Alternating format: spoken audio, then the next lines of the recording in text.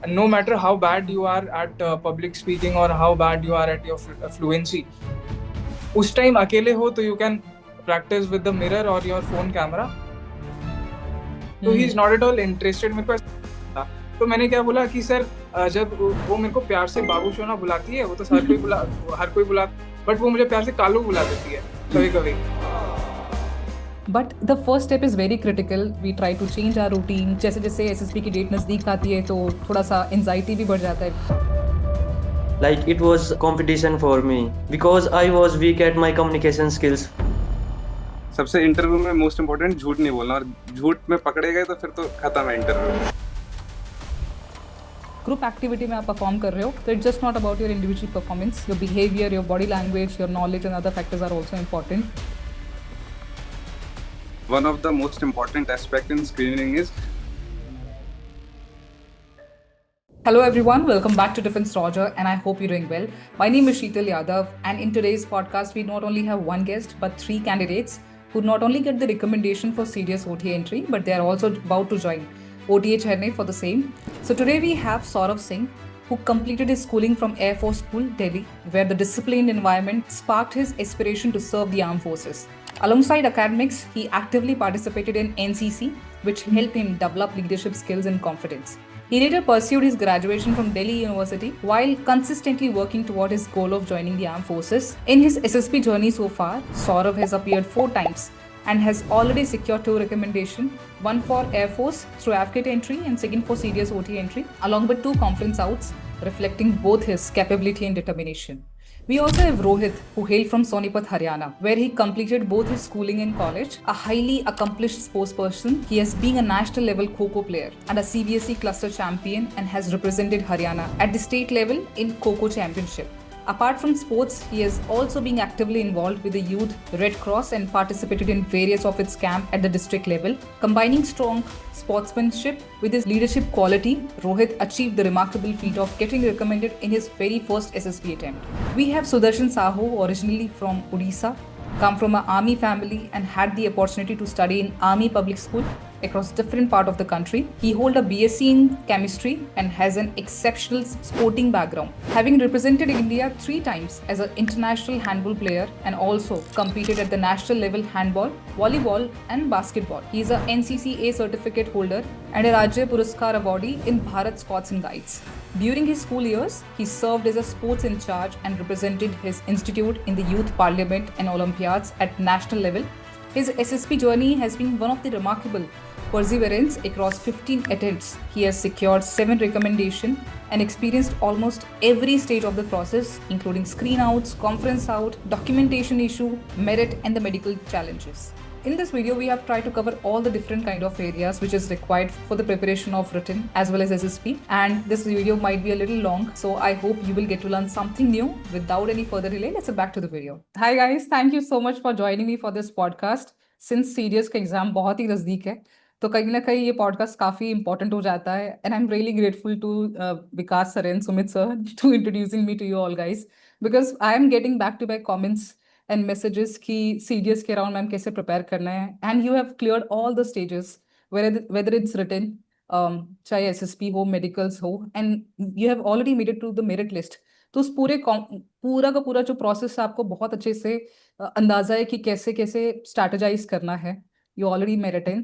So thank you so much for joining me for this podcast and many congratulations. Thank you, ma'am. Thank you so much. Thank you so much, ma'am. आप तीनों ही बहुत ज़्यादा I can sense that you already have a lot of experience. But before I actually start discussing कि SSP या written कैसे किया, I want to know about you guys कि आपके अब तक का experience कैसा रहा है, कैसी grooming रही है, education background क्या है, are you coming from a military background or you're from civilian background, and what was the motivation factor, क्या आपको inspire किया कि फौज की तरफ ही जाना है, because it's a very unconventional path and I don't think so usually लोग इतने challenging जर्नी को चूज करते हैं कि करियर या हम किस सर्विस को भी बोल सकते हैं. It's very difficult thing to pursue throughout your life and to dedicate your life for. So what are your reasons? First of all, Jain ma'am, and thank you for giving us opportunity on this platform. So my name is Rohit, and this was my first attempt for the CDS and OTA. Now I got recommended from 11 SSB Allahabad, and I am from Sonipat, Haryana, and I have completed my schooling as well as college from there only. And I was a sports person, CBSE National Kho champion, as well as part of various camps like Youth Red Cross. And my talking about my family background, my family background largely is civilian and some part of military too, as my grandfather was in Indian Army, but he lost his life due to some disease. So largely is civilian background. My father is a CNG pump worker and my mother is a housewife. That is I mean पहले term में clear करना Rohit, it is a very big challenge because ऐसा लगता है कि पूरा process बहुत vast है, पता नहीं कौन से स्टेज पे रह जाए, तो many many congratulations to you. Thank you, ma'am. So, ma'am, I'm Saurabh Singh. I'm from Delhi, but I belong to Basti, Uttar Pradesh. I have done schooling and graduation from Delhi itself, and I have given 4 attempts for SSB and got 2 recommendations in third and fourth attempt continuously. And in the first 2 attempt, got conference out, and now waiting to join the academy very soon. Absolutely. And दो recommendation, you already have a choice, you have candies in both of your hands कि कौन सी चीज choose करनी, but I have largely seen that people have inclination towards army, so many congratulations that you're joining the academy. Yes, ma'am. Thank you, ma'am. Jai Hind, ma'am, and Jai Hind to everyone who's watching this. My name is Sudarshan Sahu, and my roots are from Bhubaneswar, Odisha. And I totally come from a military background, as my father is an ex-serviceman, and even my brother right now is in army. So I had that leverage and I would say privilege of being an army kid.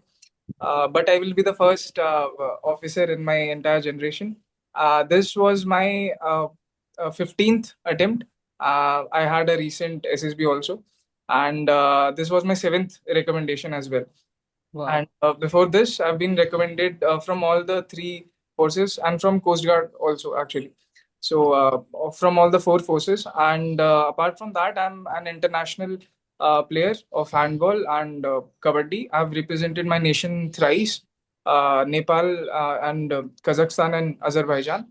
Talking about my SSB, this is my 15th attempt and my 7th recommendation. All right. I mean, three of you are coming from a very different background and different experiences. तो मुझे लगता है कि I am on a very perk side कि मुझे बहुत सारी चीजें डिस्कस करने को मिलेगी और डिफरेंट पर्सपेक्टिव मिलेंगे। I really want to start with the serious OT written exam. When it comes to serious, what is the challenge? सबसे बड़ा चैलेंज तो रिटन निकालना ही होता है, बिकॉज बहुत लिमिटेड लोग, वास्ट अमाउंट कैंडिडेट से बहुत कम लोग क्लियर कर पाते हैं, and that is the first stage. And some way और दी अदर वो रिटर्न मार्क्स आपको मेरिट में भी हेल्प करते हैं। तो क्या चैलेंज चल रहा है, क्या कंपटीशन है? Specifically I really want to know about your written strategy कि आप किस पोर्शन को ज्यादा टाइम देते हैं और कैसे आपने प्रिपेयर किया। So ma'am, talking about my experience for OTA, मतलब रिटर्न निकालना तो काफ़ी मुश्किल है। जैसे मेरे लिए तो मैं मॉक में जब स्टार्टिंग में तैयारी कर रहा था तो मॉक में मेरे मुश्किल से मुश्किल 30 मार्क्स बन रहे थे। लेकिन जैसे जैसे सीनियर से गाइडेंस ली और भी दोस्तों से पूछा कि कैसे स्कोर बढ़ाएं, तो फर्स्टली इंग्लिश के लिए तो मैम यही था कि मैक्स टू मैक्स बेसिक्स पहले क्लियर करें, फिर उसके बाद हम मॉक्स अटेम्प्ट करें पेपर से पहले, जाने से पहले। और मेरे लिए तो मैम जैसे जीएस तो मेरे लिए थोड़ा सा टफ साइड पे था। जैसे मैंने 12th पीसीएम से ही करी थी, तो उतने मेरे 12th तक के तो मेरे साइंस के डाउट्स, मतलब कॉन्सेप्ट थे वो क्लियर थे। फिर उसके बाद मैंने 12th के बाद बीए ऑप्ट करी, तो उसके बाद उसमें मैंने पॉलिटिकल साइंस करी थी। तो पॉलिटिकल साइंस ने मेरे को हेल्प करी कि जैसे सीडीएस के पेपर में पॉलिटी के क्वेश्चंस आते हैं काफ़ी अच्छे नंबर में, जो कि अब लेकिन अब थोड़े कम हो गए, पहले आते थे। तो उससे पॉलिटी मेरे पहले से ही क्लियर हो गई थी। तो फिर स्ट्रेटेजी यही बनाई मैंने कि जितने मतलब जो मैक्सिमम क्वेश्चंस जिस सब्जेक्ट से आ रहे हैं, जैसे मैंने जैसे ऑनलाइन बैचेस में फोकस करा कि ज्योग्राफी के काफ़ी क्वेश्चंस आ रहे हैं और इकोनॉमिक्स के आ रहे हैं, करंट अफेयर्स का भी काफ़ी बड़ा एक वेटेज है। तो मैंने फोकस करा कि उस पर फोकस करा जाए जिससे ज़्यादा क्वेश्चंस आ रहे हैं, जिससे ज़्यादा मेहनत ना करनी पड़े, कि एक थोड़ी सी मेहनत में ही मेरे जीएस का एक पासिंग आउट मतलब पासिंग मार्क्स बन जाए और इंग्लिश में मेहनत करके मैं max to max marks gain कर पाऊँ। तो मेरी स्ट्रेटजी ऐसी थी कि इंग्लिश में मैं एटलीस्ट 60 मार्क्स तो स्कोर कर ही दूँ और जीएस के लिए 25 मार्क्स आ जाए तो बहुत सही रहेगा। तो ओटी क्लियर हो जाना चाहिए इतने में। And ma'am, talking about my strategy, I would say 90% of my strategy was just PYQs and 10% was जो खुद का जो भी sources वगैरह है। And मेरे हिसाब से I started पहले जब मैं एनडीए के initial attempts देता था, तो first of all, coming from an army background, I had the privilege to study in army schools. throughout my childhood. तो I had that kind of background कि हाँ आर्मी में ऐसे जाना है, and I knew about NDA, CDS and all. तो and मेरे seniors भी they were also already in forces, तो I had that guidance. But apart from that, पहले जब मैं एनडीए के इनिशियल अटेम्प्ट दे रहा था, I first of all I qualified in my first attempt also NDA and both SSB. But जो strategy मैंने फॉलो करी थी दैट वाज पर्टिकुलरली कि पढ़ना है तो I I targeted only for UPSC, कि सीएससी की लेवल का पढ़ता हूँ तो आगे जाके भी काम आने वाला है. बिकॉज इफ एनडीए ना हुआ तो सीडीएस दूंगा, वो भी that is also conducted by UPSC itself. And वो भी ना हुआ तो the knowledge is already being used in SSC exams. And कोई भी अपना एफकैट का एग्जाम भी हो जाए तो that knowledge is not gonna be waste. तो उसके बाद अल्टीमेटली फिर सीएससी अगर दोगे तो उसमें भी काम आएगा, सीएपीएफ दोगे उसमें भी काम आएगा. इतना मेहनत करने की जरूरत नहीं थी, but still I just focus on key areas and as I said 90% was PYQs only. तो एनडीए के टाइम से इनिशियली मैंने सारे प्रीवियस ईयर एनडीए के पेपर्स उठाए and then I analyse first of all कि किस टाइप के क्वेश्चंस आ रहे हैं. अगर पॉलिटी के भी आ रहे हैं तो डिसेंटली कितने क्वेश्चंस पूछ रहा है. अगर 10 पूछ रहा है तो 10 में से भी प्रेसिडेंट का कितना क्वेश्चंस आता है. तो उसमें से I first of all clarified कि क्या क्या टॉपिक सबसे ज्यादा इंपॉर्टेंट है. And then apart from all this also कि सबसे ज्यादा मेरे को जो लगता है इंग्लिश इज दी मतलब सबसे बड़ा जो चेक मार्क होता है वो आपको लेके जाता है ahead of any exam. Talking not just about CDS और एनीथिंग, बट कोई भी लाइफ का एग्जाम हो, इवन बैंकिंग हो एंड एसएससी एग्जाम्स हो, मैंने सारे एग्जाम्स दिए हैं एंड हैव क्वालिफाइड ऑल्सो. तो आई हैव दैट एक्सपीरियंस कि if you do English very well then you are at very safe side, very safe side. क्योंकि the last time, not the one in which I got qualified for CDS 1 2025 नहीं, उससे पहले वाला जो CDS 2 2024 था, उसमें the cutoff was I guess 85 or something for OTA, and उसमें I scored just 18 English itself. तो बाकी अगर मेरे को थोड़ा सा अगर 5 मार्क तो जीएस में क्या ही है, बट दो सेक्शनल तो 19 उतना तो आ ही जाता है. तो I did not worry about GS and all.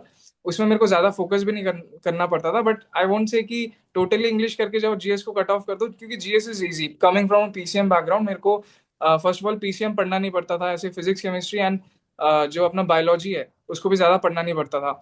Okay. उसको डिसेंटली एनसीईआरटीज एंड जो थोड़े बहुत सोर्सेस मैंने फॉलो किए थे यूट्यूब पे एंड बाकी सब जगह से, तो उतने में return is too much. It's not like कि इतना कुछ वो है कि आपको पता नहीं कहाँ कहाँ से कोर्स लेना पड़ रहा है and people go for coaching and stuff. But still coaching gives a good idea. But still if you are you know utilising your stuff easily, तुम्हें पता ही कहाँ से क्या आना है. And current affairs also very important, very very very important. क्योंकि current affairs if you do every day, क्योंकि ऑब्वियसली न्यूज़पेपर पढ़ना किसी को पसंद नहीं है, but if you even watch YouTube compilations और इवन हर दिन का जो एक्सप्लेनेशंस होती है न्यूज़पेपर्स की, that is also like too much good. तो I remember I used to watch DNA यशमोर सर का. तो like every day if I watch, तो मुझे पता रहता था कि अगर आज ईरान ने किसी ने अगर डोनाल्ड ट्रम्प पे अटैक किया है तो वो फायरिंग किससे हुई और क्यों हुई, डोनाल्ड ट्रम्प का ऐसा पास्ट क्या रिलेशन ऐसे खराब किसके साथ है. तो वो मुझे दिमाग लगाना नहीं पड़ता, क्योंकि मैं पहले से पढ़ के आया तो मुझे पता है कि क्या क्या चीजें हो रखी है. तो that is it. NDA and CDS दोनों का तो ऐसे ज्यादा कुछ डिफरेंस है नहीं. सीडीएस में जीएस कंपैरेटिवली थोड़ा मुश्किल हो जाता है, तो उसके लिए थोड़ा सा ज्यादा you need to focus on that UPSC level वाला aspect. That is all. Rest NCERT. Just focus on NCERTs and PYQs. Everything will be done. All right, so that's it. And talking about my written, ma'am, like I was not having a good hand at English, but I was good at GS. because English में मैं कितनी भी practice कर लूँ मेरे marks जो हैं 50-55 के अराउंड रहते थे, क्योंकि PYQs में. then I focus on my GS portion like geography, as I am from PCM background, so my physics, mathematics and chemistry were good. But at English I was weak, so I practiced a lot. Main thing होती है exam की तैयारी करने में mock test. अगर आप हफ्ते में एक बार अगर मॉक टेस्ट देते हो तो ज्यादा इंपॉर्टेंट हो जाता है, वो आपकी प्रोग्रेस में हेल्प करता है. जैसे अगर 6 हफ्ते में 7 दिन है तो 6 दिन पढ़ाई की और एक दिन अगर आपने मॉक टेस्ट अप्लाई किया संडे को. और सिर्फ ये नहीं है कि सिर्फ मॉक टेस्ट अप्लाई कर लिया, या फिर उसको देखना भी इम्पोर्टेंट है. like you analyze your mistake, you note down in your notebook, and this helps me to grow more and helps me to clear CDS exam in my Yes, yes. first attempt. It is not that कि CDS first attempt में हो गया. Like I was failed in NDA exam 2 times. I was not able to clear NDA exam, but I decided that I have to clear my CDS written in as well as CDS SSB in my first attempt, and I cleared it. See I am telling you, आप तीनों के experiences इतने अलग अलग हैं, मुझे बहुत different perspective मिल रहे हैं एंड आई एम हैप्पी कि मैंने पहली बार ये एक्सपेरिमेंट किया कि तीन डिफरेंट एक्सपीरियंसेस को एक वीडियो में कंपाइल करके हम डिस्कस करें. जब रिटर्न क्लियर होता है, trust me, as I remember my time, एकदम से रिकमेंडेशन वाली फील आने लगती है कि अब तो एसएसबी, मतलब we started visualizing that part कि बस अब आगे एसएसबी है and I have to make it. But the first step is very critical क्योंकि उसमें बहुत सारे डिलेमास आते हैं. We try to change our routine and जैसे जैसे एसएसबी की डेट नजदीक आती है तो थोड़ा सा एंजाइटी भी बढ़ जाता है. We check out our preparation कि हम कहाँ पे लाइन डाउन कर रहे हैं. But I want to know कि आपका रूटीन क्या था जब रिटर्न के बाद, अगर मैं एसएसबी की बात करूं. Secondly, did you take any coaching? अगर ली है तो कौन सा राइट टाइम है इफ समबडी शुड, मतलब I mean somebody wants to join, should they go in the initial part of the preparation, in the middle और द एंड? एंड अगर कोई सेल्फ प्रिपेयर कर रहा है तो उसके लिए क्या चीज आप रिकमेंड करेंगे कि is it self preparatory? Because हर किसी का अपना अपना एक्सपीरियंस बेसिस होता है. Secondly, 1 week before the SSB, what you routine you used to follow up, or is there any other hobby associated thing you want to suggest? Please, I'm open for that. Ma'am, first of all कि talking about specifically SSB, पहले का routine was completely hectic for the written part that I do not need to explain. But उसके बाद comparatively क्या हो जाता है, there is a sudden change in entire pattern, क्योंकि एसएसबी का कोई वो नहीं होता, कोई सिलेबस नहीं होता. You have to read each and everything, current affairs जहाँ से पढ़ना है तुम्हें हर एक चीज पता होनी चाहिए. तो first of all routine was कि सुबह उठो and then start with current affairs. पहले मतलब पहले दिन का मैं क्या करता, इफ आई टॉक अबाउट कि मैंने आज इससे प्रिपरेशन शुरू करी, तो मैं न्यूज़पेपर नहीं पढ़ता था. Personally I watch go for YouTube and उसमें एक्सप्लेनेशंस देख लेता हूँ. तो आई जो यूपीएससी वाला जो भी पढ़ाता है, तो मैंने जिससे पढ़ा था आई डिड दैट. तो मैं एक एक्सप्लेनेशन देख लेता हूँ.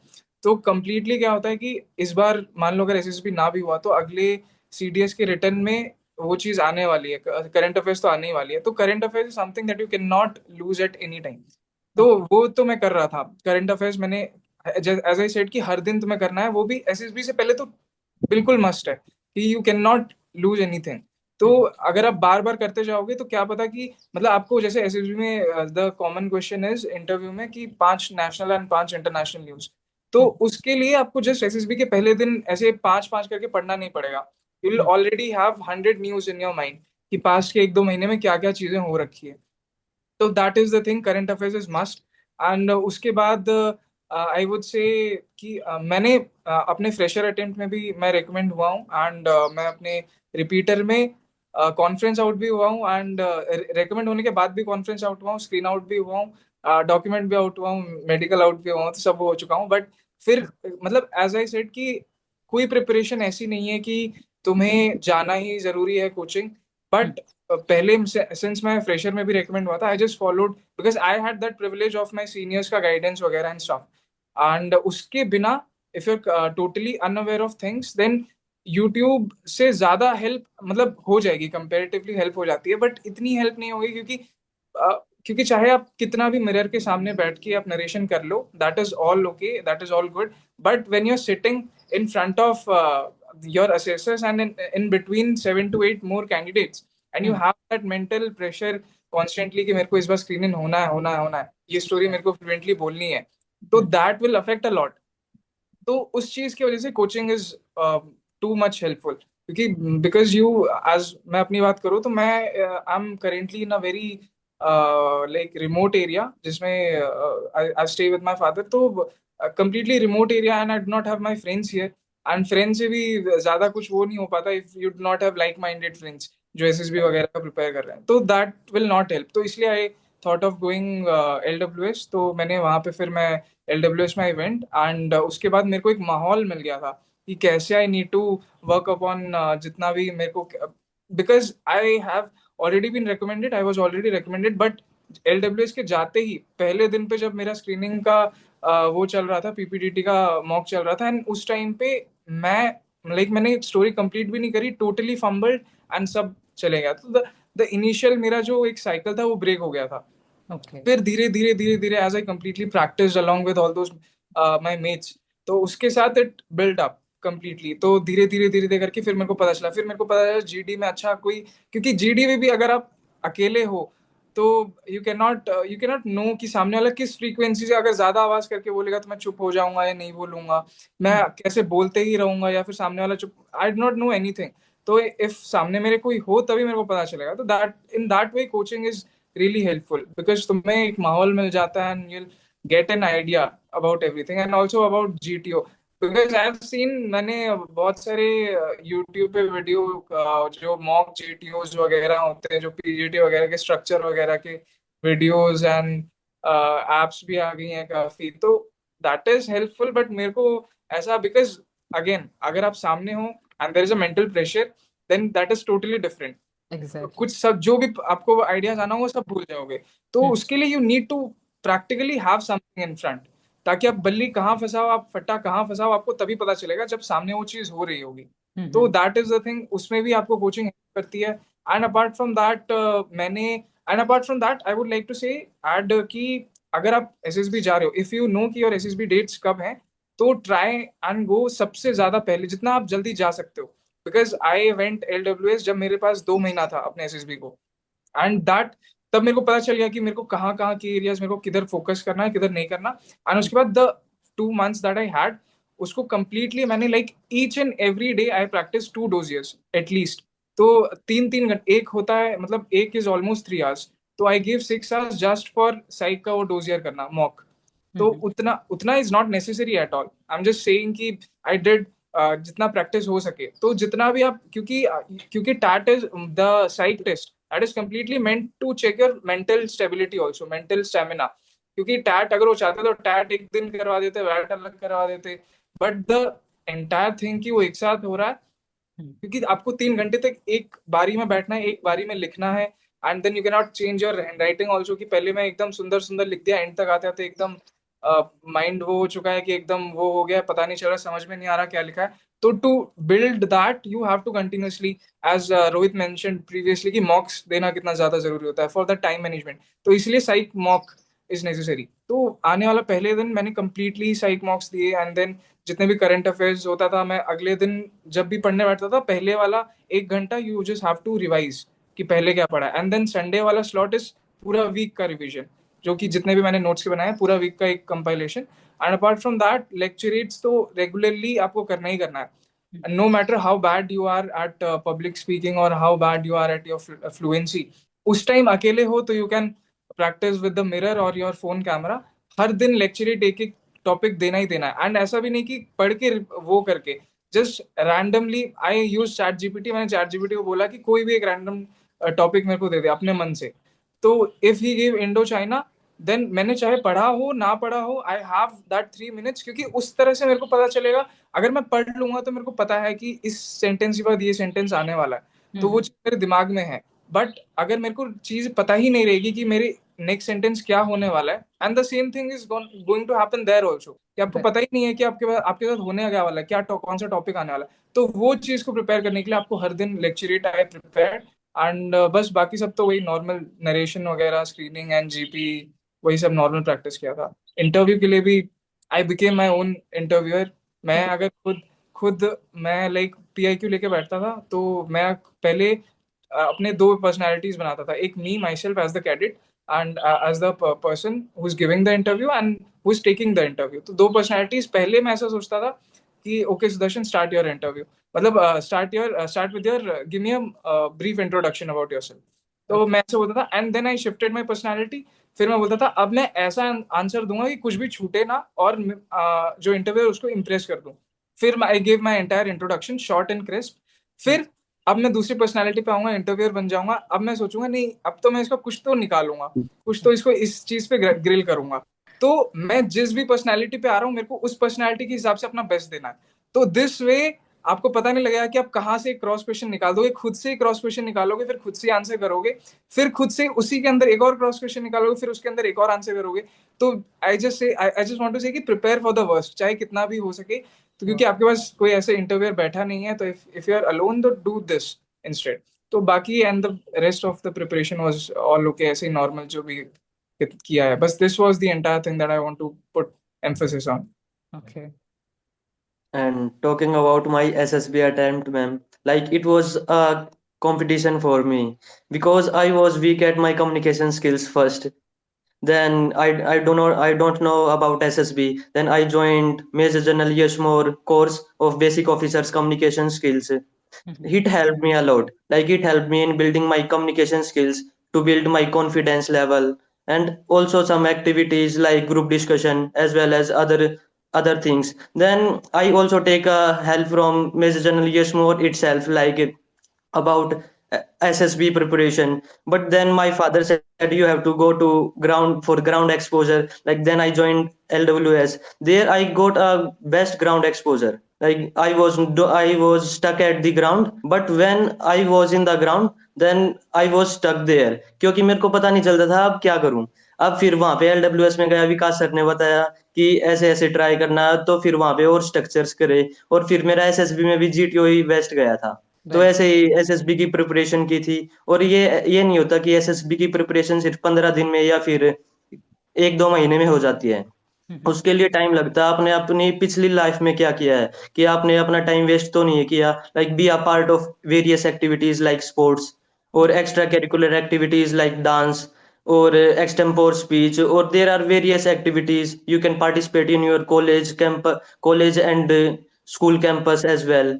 सो it helps to build your personality, and आपका अलग ही निखार बाहर आता है Mhm. इसमें एसएसबी के पर्सपेक्टिव में। और फिर आपकी जो एसएसबी की प्रिपरेशन है वो 50% तो यही हो जाती है, क्योंकि आपको एक्सपोजर हो जाता है। और आपको अगर न्यूज, जो मैं करता था वो मैं अपनी न्यूज़पेपर एनालिसिस में 1 साल पहले से ही करता था, जो as my friend Sudarshan mentioned that daily newspaper analysis, I was also following Major General Yashmore for daily newspaper analysis।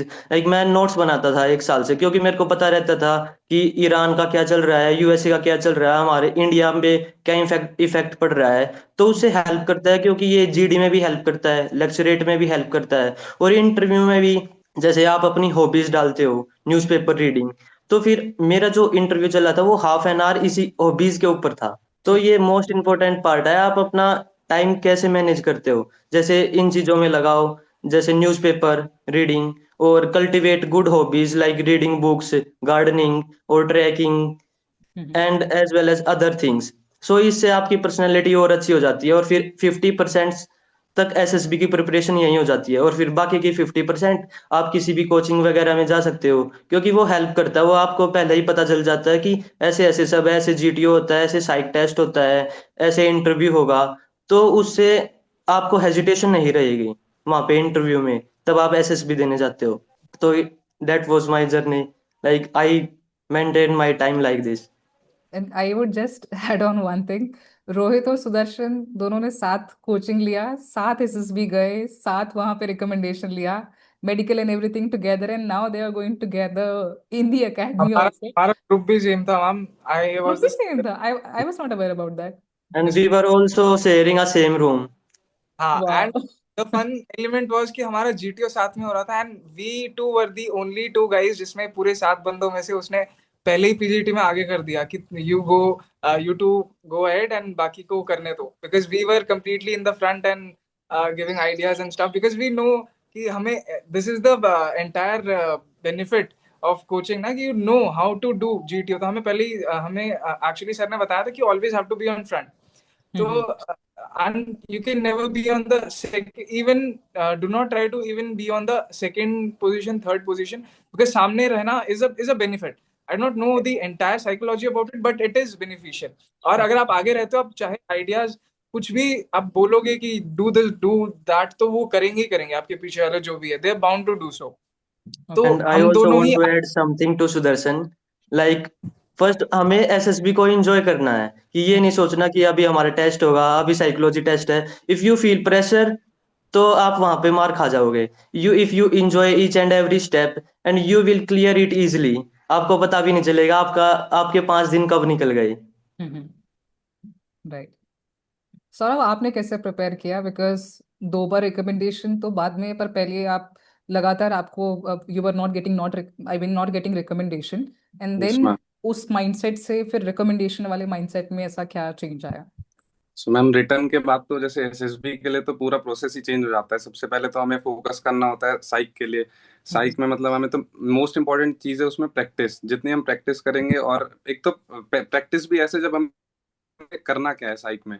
साइक में अब कुछ जैसे लोग हैं, हम पहले स्टार्टिंग में हम यही गलती करते हैं कि हम पिक्चर को डिस्क्राइब करने लग जाते हैं। तो उसके लिए जो जैसे कोचिंग की बात आपने पूछी थी, कोचिंग के लिए ऐसा ही है कि अगर एक कोचिंग आपको एक गाइड करेगा कि आपको करना है और किस दिशा में करना है। तो जैसे मैं दो कोचिंग गया हूँ, तो मतलब एक अच्छी कोचिंग मुझे दोनों जगह यही अच्छा लगा कि उन दोनों जगह मेरे को ये नहीं बताया गया कि इसका सॉल्यूशन क्या हुआ। उन्होंने मेरे ही आइडियाज को ये बताया कि आप इसमें और इम्प्रूव कैसे कर सकते हो, इसको अच्छा कैसे सोच सकते हो। तो ये तो जैसे ये कोचिंग की बात हो गई। और साइक मेन एसएसबी के लिए यही है, आप अपने अंदर कितनी अच्छी क्वालिटीज जो भी हैं आप उनको रेगुलरली प्रैक्टिस कर रहे हो। जैसे मेरी हॉबी है मैम जिमिंग एंड रनिंग। अब अगर ये हॉबी मैं अगर शुरू से नहीं करते हुए आऊंगा, तो फिर मैं अगर इंटरव्यू में बोलूंगा कि मैं जिमिंग एंड रनिंग कर रहा हूँ, तो इंटरव्यू में मुझे इंटरव्यूअर देख के यही बोलेगा कि ये तो मतलब लगता नहीं है, और क्वेश्चन ऐसे क्रॉस क्वेश्चन पूछ लेगा, उसका आंसर फिर होगा नहीं मेरे पास। तो ये क्वालिटीज तो हमें मतलब ऐसा नहीं है कि हमें एसएसबी जाने से पहले ही स्टार्ट करनी चाहिए। वो हमें पहले से जब हम करते हुए आएंगे तभी बता पाएंगे उसके बारे में अच्छे से। बिल्कुल। और कोचिंग के लिए ये, आप कोचिंग जाओगे तो ये बेनिफिट रहता है कि आपको एक ग्राउंड एक्सपोजर मिलता है। जैसे आपके सेम टाइप ऑफ माइंडसेट मिलता है। जैसे प्रैक्टिस के लिए बेस्ट है। जैसे जीडी आप अकेले घर में नहीं कर सकते। आप कहीं भी जाओगे, जब सेम टाइप ऑफ पीपल मिलेंगे जहाँ पे सबके आइडियाज आप देखोगे, जहाँ पे जीडी में आपसे ही लोग आपकी टोन में बात कर रहे हैं और आपसे तेज भी बोलने वाले हैं, धीरे भी बोलने वाले हैं। फिर वहां समझ आता है कि हमें एक ग्रुप डिस्कशन में अपना पॉइंट कैसे रखना है। तो उसके लिए बहुत बेनिफिशियल रहता है कोचिंग। और सेकंड थिंग, कॉन्फिडेंस बिल्डिंग में बहुत हेल्प करता है कि कुछ रूटीन, अगर जैसे एक वीक पहले का जो एसएसपी का रूटीन, ये तो हमने बात करी प्रिपरेशन की, बट अब एसएसपी आने वाला है, तो एक हफ्ते पहले सौरभ आपने कुछ रूटीन में चेंजेस करे, या प्रिपरेशन या प्रैक्टिस को बढ़ाया, या you were on the constant pace and आपने उसी बेसिस पे एसएसपी दिया? ये सुन, जैसे मैं जिस लास्ट अटेम्प्ट में जो रिकमेंडेशन हुआ, तो मैं उस टाइम कोचिंग में ही था। सो मेरी कोचिंग की लास्ट डेट थी सेवेंथ एंड मेरी एसएसबी थी 10th को। तो बहुत फिर बड़ा रिस्क लिया है। हाँ, ये मतलब मुझे भी यही लग रहा था कि थोड़ा और टाइम, जैसे टाइम चाहिए, हम्म। एटलीस्ट 1 मंथ तो चाहिए कोचिंग से और एसएसबी के बीच में। क्योंकि हम्म। साइक साइक आप तो कोचिंग में ऐसे मतलब बता देंगे कि ये करना है, लेकिन अगर उसकी प्रैक्टिस नहीं होगी तो फिर हम वो एसएसबी में हम दिखा नहीं पाएंगे, हमारा बेस्ट नहीं आ पाएगा उसमें। तो उसके लिए प्रैक्टिस चाहिए। तो यही है कि टाइम थोड़ा कोचिंग के बीच में और इसमें चाहिए। और यही है मैम अभी तो। ओके, अभी हम थोड़ा एसएसबी के बारे में बात करते हैं, and I really want us to cover 3 phases. Primarily कि आपने उसके रिगार्डिंग कोई प्रिपरेशन सजेशन आप देना चाहें, secondly how you really perform there, third tertiary is about कि कुछ आपने जो पहले अटेम्प्ट में अगर एक्सपीरियंसेस रहे वहाँ पे कुछ गलतियां करें, तो उन तीन ही फैक्टर्स को कवर करते हुए हम आगे वाला डिस्कशन करें।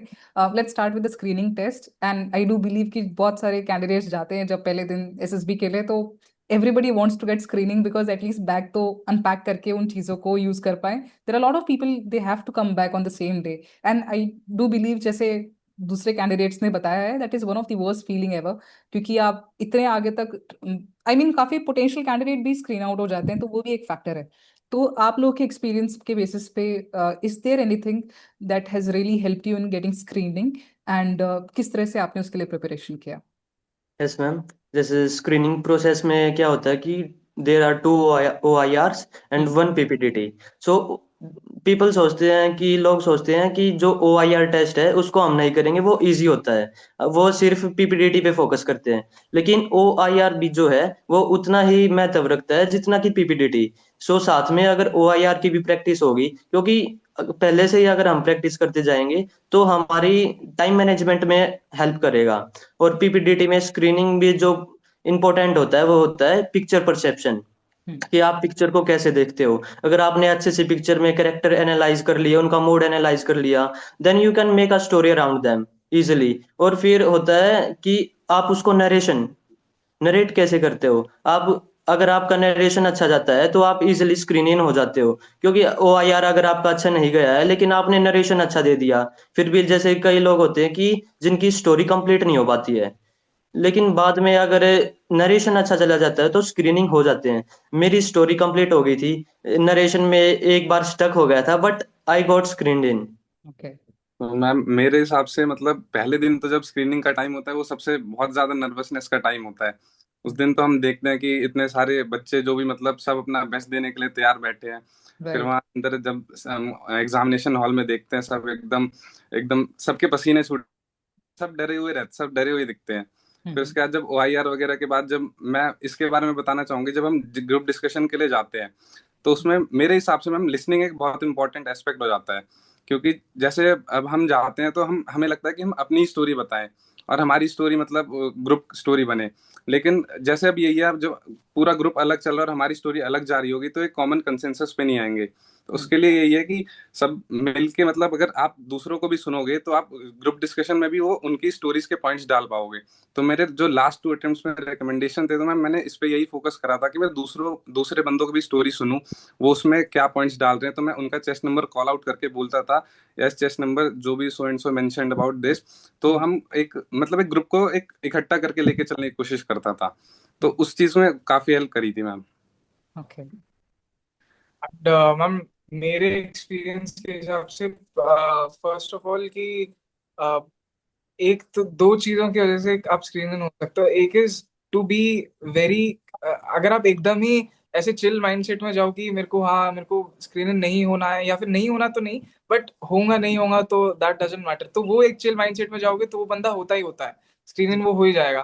क्योंकि उस स्क्रीन के टाइम पे नरेशन इज बहुत ज्यादा जरूरी, नरेशन हो जाती है। बिकॉज नरेशन में मेरा एक ही स्ट्रेटेजी हमेशा रहता था कि confidence confidence confidence, and confidence जो आता है that is via your posture, via your eye contact Mm. And via your fluency. वो फ्लुएंसी अपने आप बनते जाती है। तो एज आई सेड कि पहले पहले पहले तो मैं नरेशन की घर पे प्रैक्टिस करता ही रहता था। मैं Mm. एक्चुअली मैं जब साइक मॉक देता था तो उसमें 11 पिक्चर टैट की थी, बट सिमिलर टैट की जो 11 पिक्चर्स थी उनको मैं सेम नरेट करके वो करता था, ताकि मेरे को एक नरेशन वाली फ्लुएंसी मेरी रह जाए। तो वो चीज करता था। एंड फिर वहां पे at the time of actual narration मैं मुझे पता रहता था कि एक से एक बंदे को देखना है मेरे को पहले। Like initially when I got screen इन, जब मेरा फर्स्ट अटेम्प्ट में था, दैट वाज बिकॉज कि आई वाज टोटली अनअवेयर कि करना क्या है। मेरे को बस इतना मेरे को गाइडेंस दी गई थी कि just try to finish your story, be fluent, and सबको देखते रहना, एंड अपने सामने वाले असेसर्स को नहीं देखना। मुझे बस इतना इंस्ट्रक्शंस दिया गया था, and nothing about the story. मेरे को कुछ नहीं पता था कि डिस्क्राइब नहीं करना है, ये नहीं करना है। वहां पे जाके जब अच्छे से उन्होंने बोला अपना, जो जब जब शुरू करने से पहले उन्होंने बोला कि you do not have to describe the story, you just have to the picture, you just have to come out with story कि क्या चल रहा है इसमें, पॉजिटिव और नेगेटिव। ऐसा ये पॉजिटिव नेगेटिव वाली जो थिंग है, ये तो वो एक मतलब बना के रखी हुई है। देर इज नथिंग एज जो जब इंस्ट्रक्शंस देते हैं, there is nothing known as positive negative और एनीथिंग। तो Okay. I just followed the instructions, and फिर क्योंकि तब मेरे को समझ में आया, मैं इतना चिल होके गया था तभी जाके मैं स्क्रीन हो गया। एंड उसके बाद जब मैं रिकमेंड हो गया, उसके बाद वाले सारे अटेम्प्ट्स में 2 अटेम्प्ट्स लगातार मैं स्क्रीन आउट हुआ एंड देन कॉन्फ्रेंस आउट हुआ। देन मेरे को समझ में आया यार मेरी प्रॉब्लम कहाँ पे आ रही है। फिर मैं ध्यान से मैंने क्या किया कि एनडीए के अटेम्प्ट्स खत्म हो गए थे, फिर मेरे को समझ में आया यार मैं जो स्टोरी एनडीए के टाइम पे बना था that is not going to work. Mm. वहां पे एनडीए मेरे हिसाब से, it's I don't know how much true it is, but still I think कि एनडीए का जो माइंडसेट होता है, यू हैव टू कम, थोड़ा उससे बाहर निकल के आना पड़ेगा फॉर सीडीएस। क्योंकि थोड़ी मेच्योरिटी आप में दिखनी चाहिए पहले। अगर आई स्टिल रिमेम्बर मेरे एनडीए के टाइम पे भी मेरे को एक नॉर्मल पिक्चर आई थी जिसमें they were trying to do some school project, and CDS के भी अटेम्प्ट मेरे स्क्रीनिंग के टाइम पे they were trying to do some college project या फिर ऐसा कुछ था, और मैंने उसको कॉलेज प्रोजेक्ट बनाया था। Okay. बट फिर मेरे को जब मैं स्क्रीन आउट हो गया था तब मैं अपनी स्टोरी एनालाइज करी कि यार मैंने उसमें जस्ट बनाया कि पहले I divide the group into 5 parts.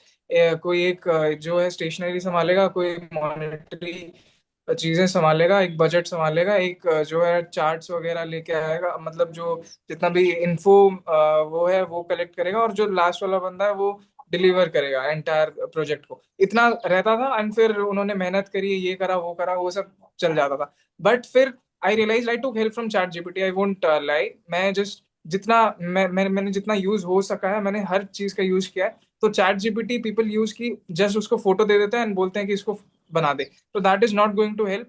He is just an AI. तो मैं क्या करता था, मैं जब जैसे मैंने ये देख लिया, एक फोटो है, उसमें एक पुलिसमैन है, उसको, मुझे पता है कि इसको कुछ काम करना है, जैसे ट्रैफिक संभालने का काम है, तो मैं चैट जीपीटी को बोलता था कि क्यों, just for the sake of adding some maturity in my actions, उसके वजह से। तो मैं उसको चैट जीपीटी को ये बोलता था कि I am a newly appointed traffic police officer at this locality and I can see कि बहुत सारा ये सब ट्रैफिक कंजेशन हो रहा है, तो suggest me some ideas that I can put forward to my seniors और I can do it practically. तो जब वो मेरे को बोलता था कि नहीं, अब तुम्हें इस क्रॉसिंग पे थोड़ा ज्यादा ध्यान देना है, you have to work upon the side vendors, उनके वहां पे पार्किंग हो जाती है तो वहां पे होता है, you have to work upon the automated AI या फिर ऑटोमेटेड ट्रैफिक लाइट्स, जिसमें वो हो जाएगा ऑटोमेटेड चालान सिस्टम। तो ये सब चीजें फिर मेरे को हिट करता था, अच्छा यार, मतलब मेरे को अपने एक्शंस में थोड़ी मेच्योरिटी तो लानी पड़ेगी।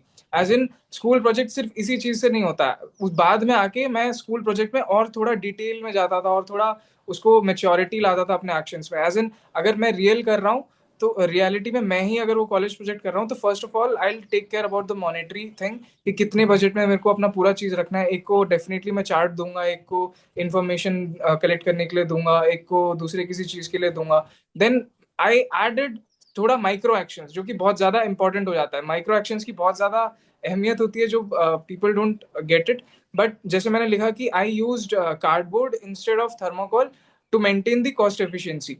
तो वो दैट इज कंपैरेटिवली चीपर, वो लाइन लिखने का जरूरत ही नहीं है। अगर आप थोड़ा सोचोगे कि वो लाइन बेकार है, just you can go with कि मैंने एक चार्ट पेपर खरीदा, मैंने उसको बना दिया।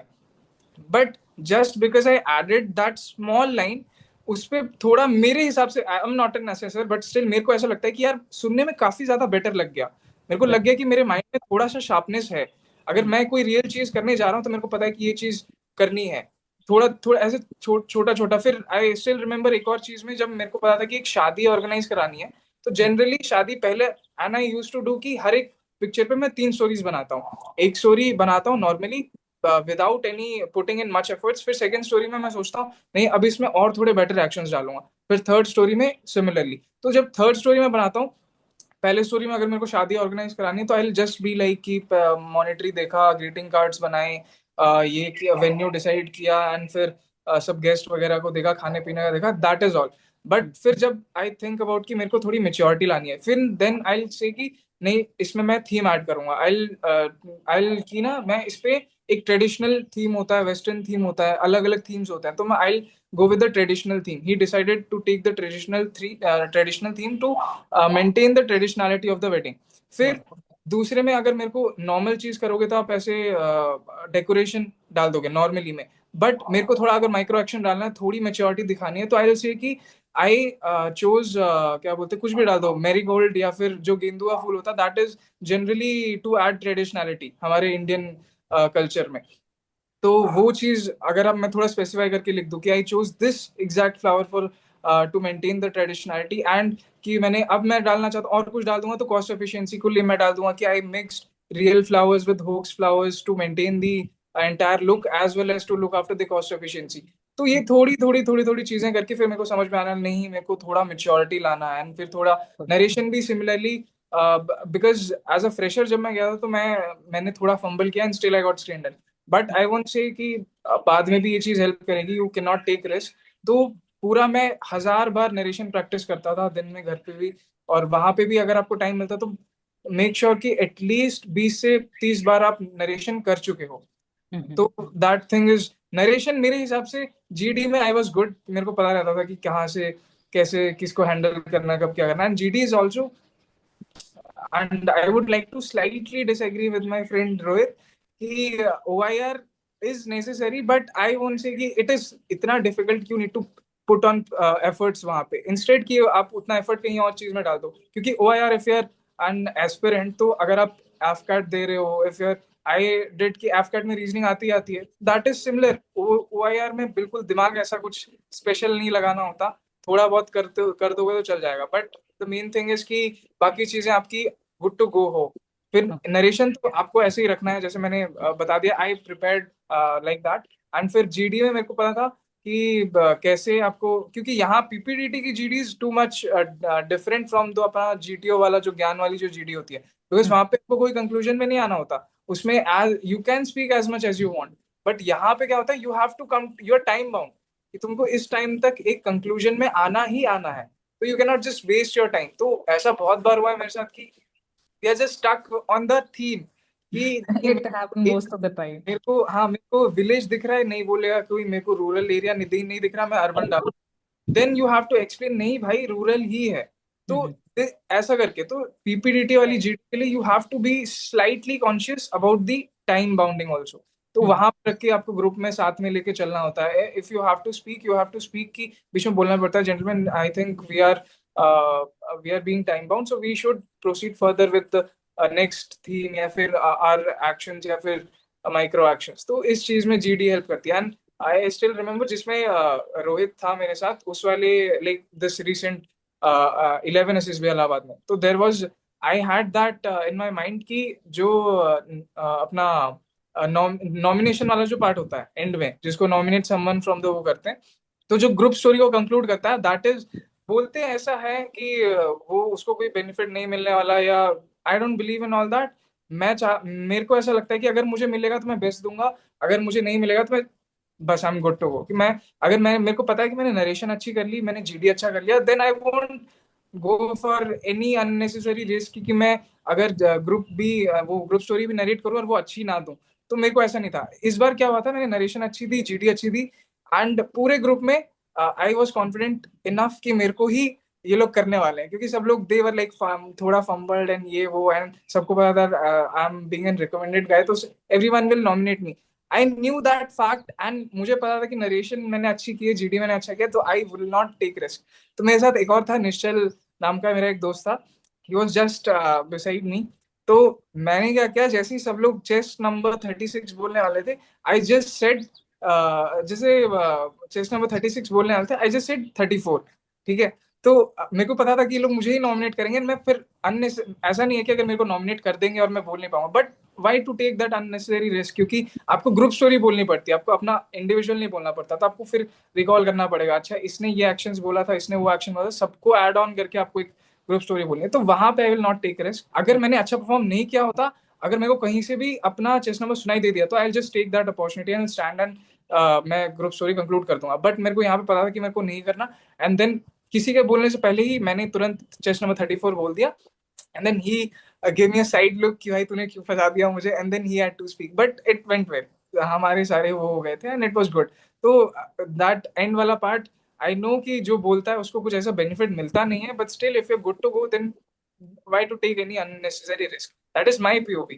तो बाकी वही रहता था, and apart from that OIR is equally important, I am not saying it's not important, but थोड़ा सा उतना आप चल जाता है, अगर ज्यादा भी फोकस नहीं करोगे उतना ज्ञान में हो जाता है, that's it.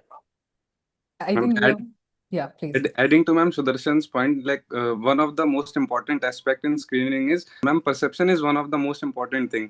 Like in my recent SSB, there was a previously recommended candidate, and there were many recommended candidates in my group, but they missed the perception of the picture in the screening part. Like उन्होंने picture around थी एक accident के around, sorry एक protest के round थी, और उन्होंने लेकिन एक, जैसे बंदे भागते हैं कि हमें नेगेटिव स्टोरी नहीं लिखनी, जैसे वो बनाया हुआ है कि नेगेटिव नहीं लिखना, तो उन्होंने उसको एक प्रोटेस्ट की जगह उसको एक एक्सीडेंट दिखाया। तो उस ग्रुप में मैंने ये नोटिस करा कि जिन्होंने भी वो एक्सीडेंट बनाया था वो सारे स्क्रीन आउट हो गए, और जिन्होंने भी प्रोटेस्ट बनाया था वो स्क्रीन इन हो गए। तो परसेप्शन बहुत इंपॉर्टेंट है स्क्रीनिंग के टाइम पे।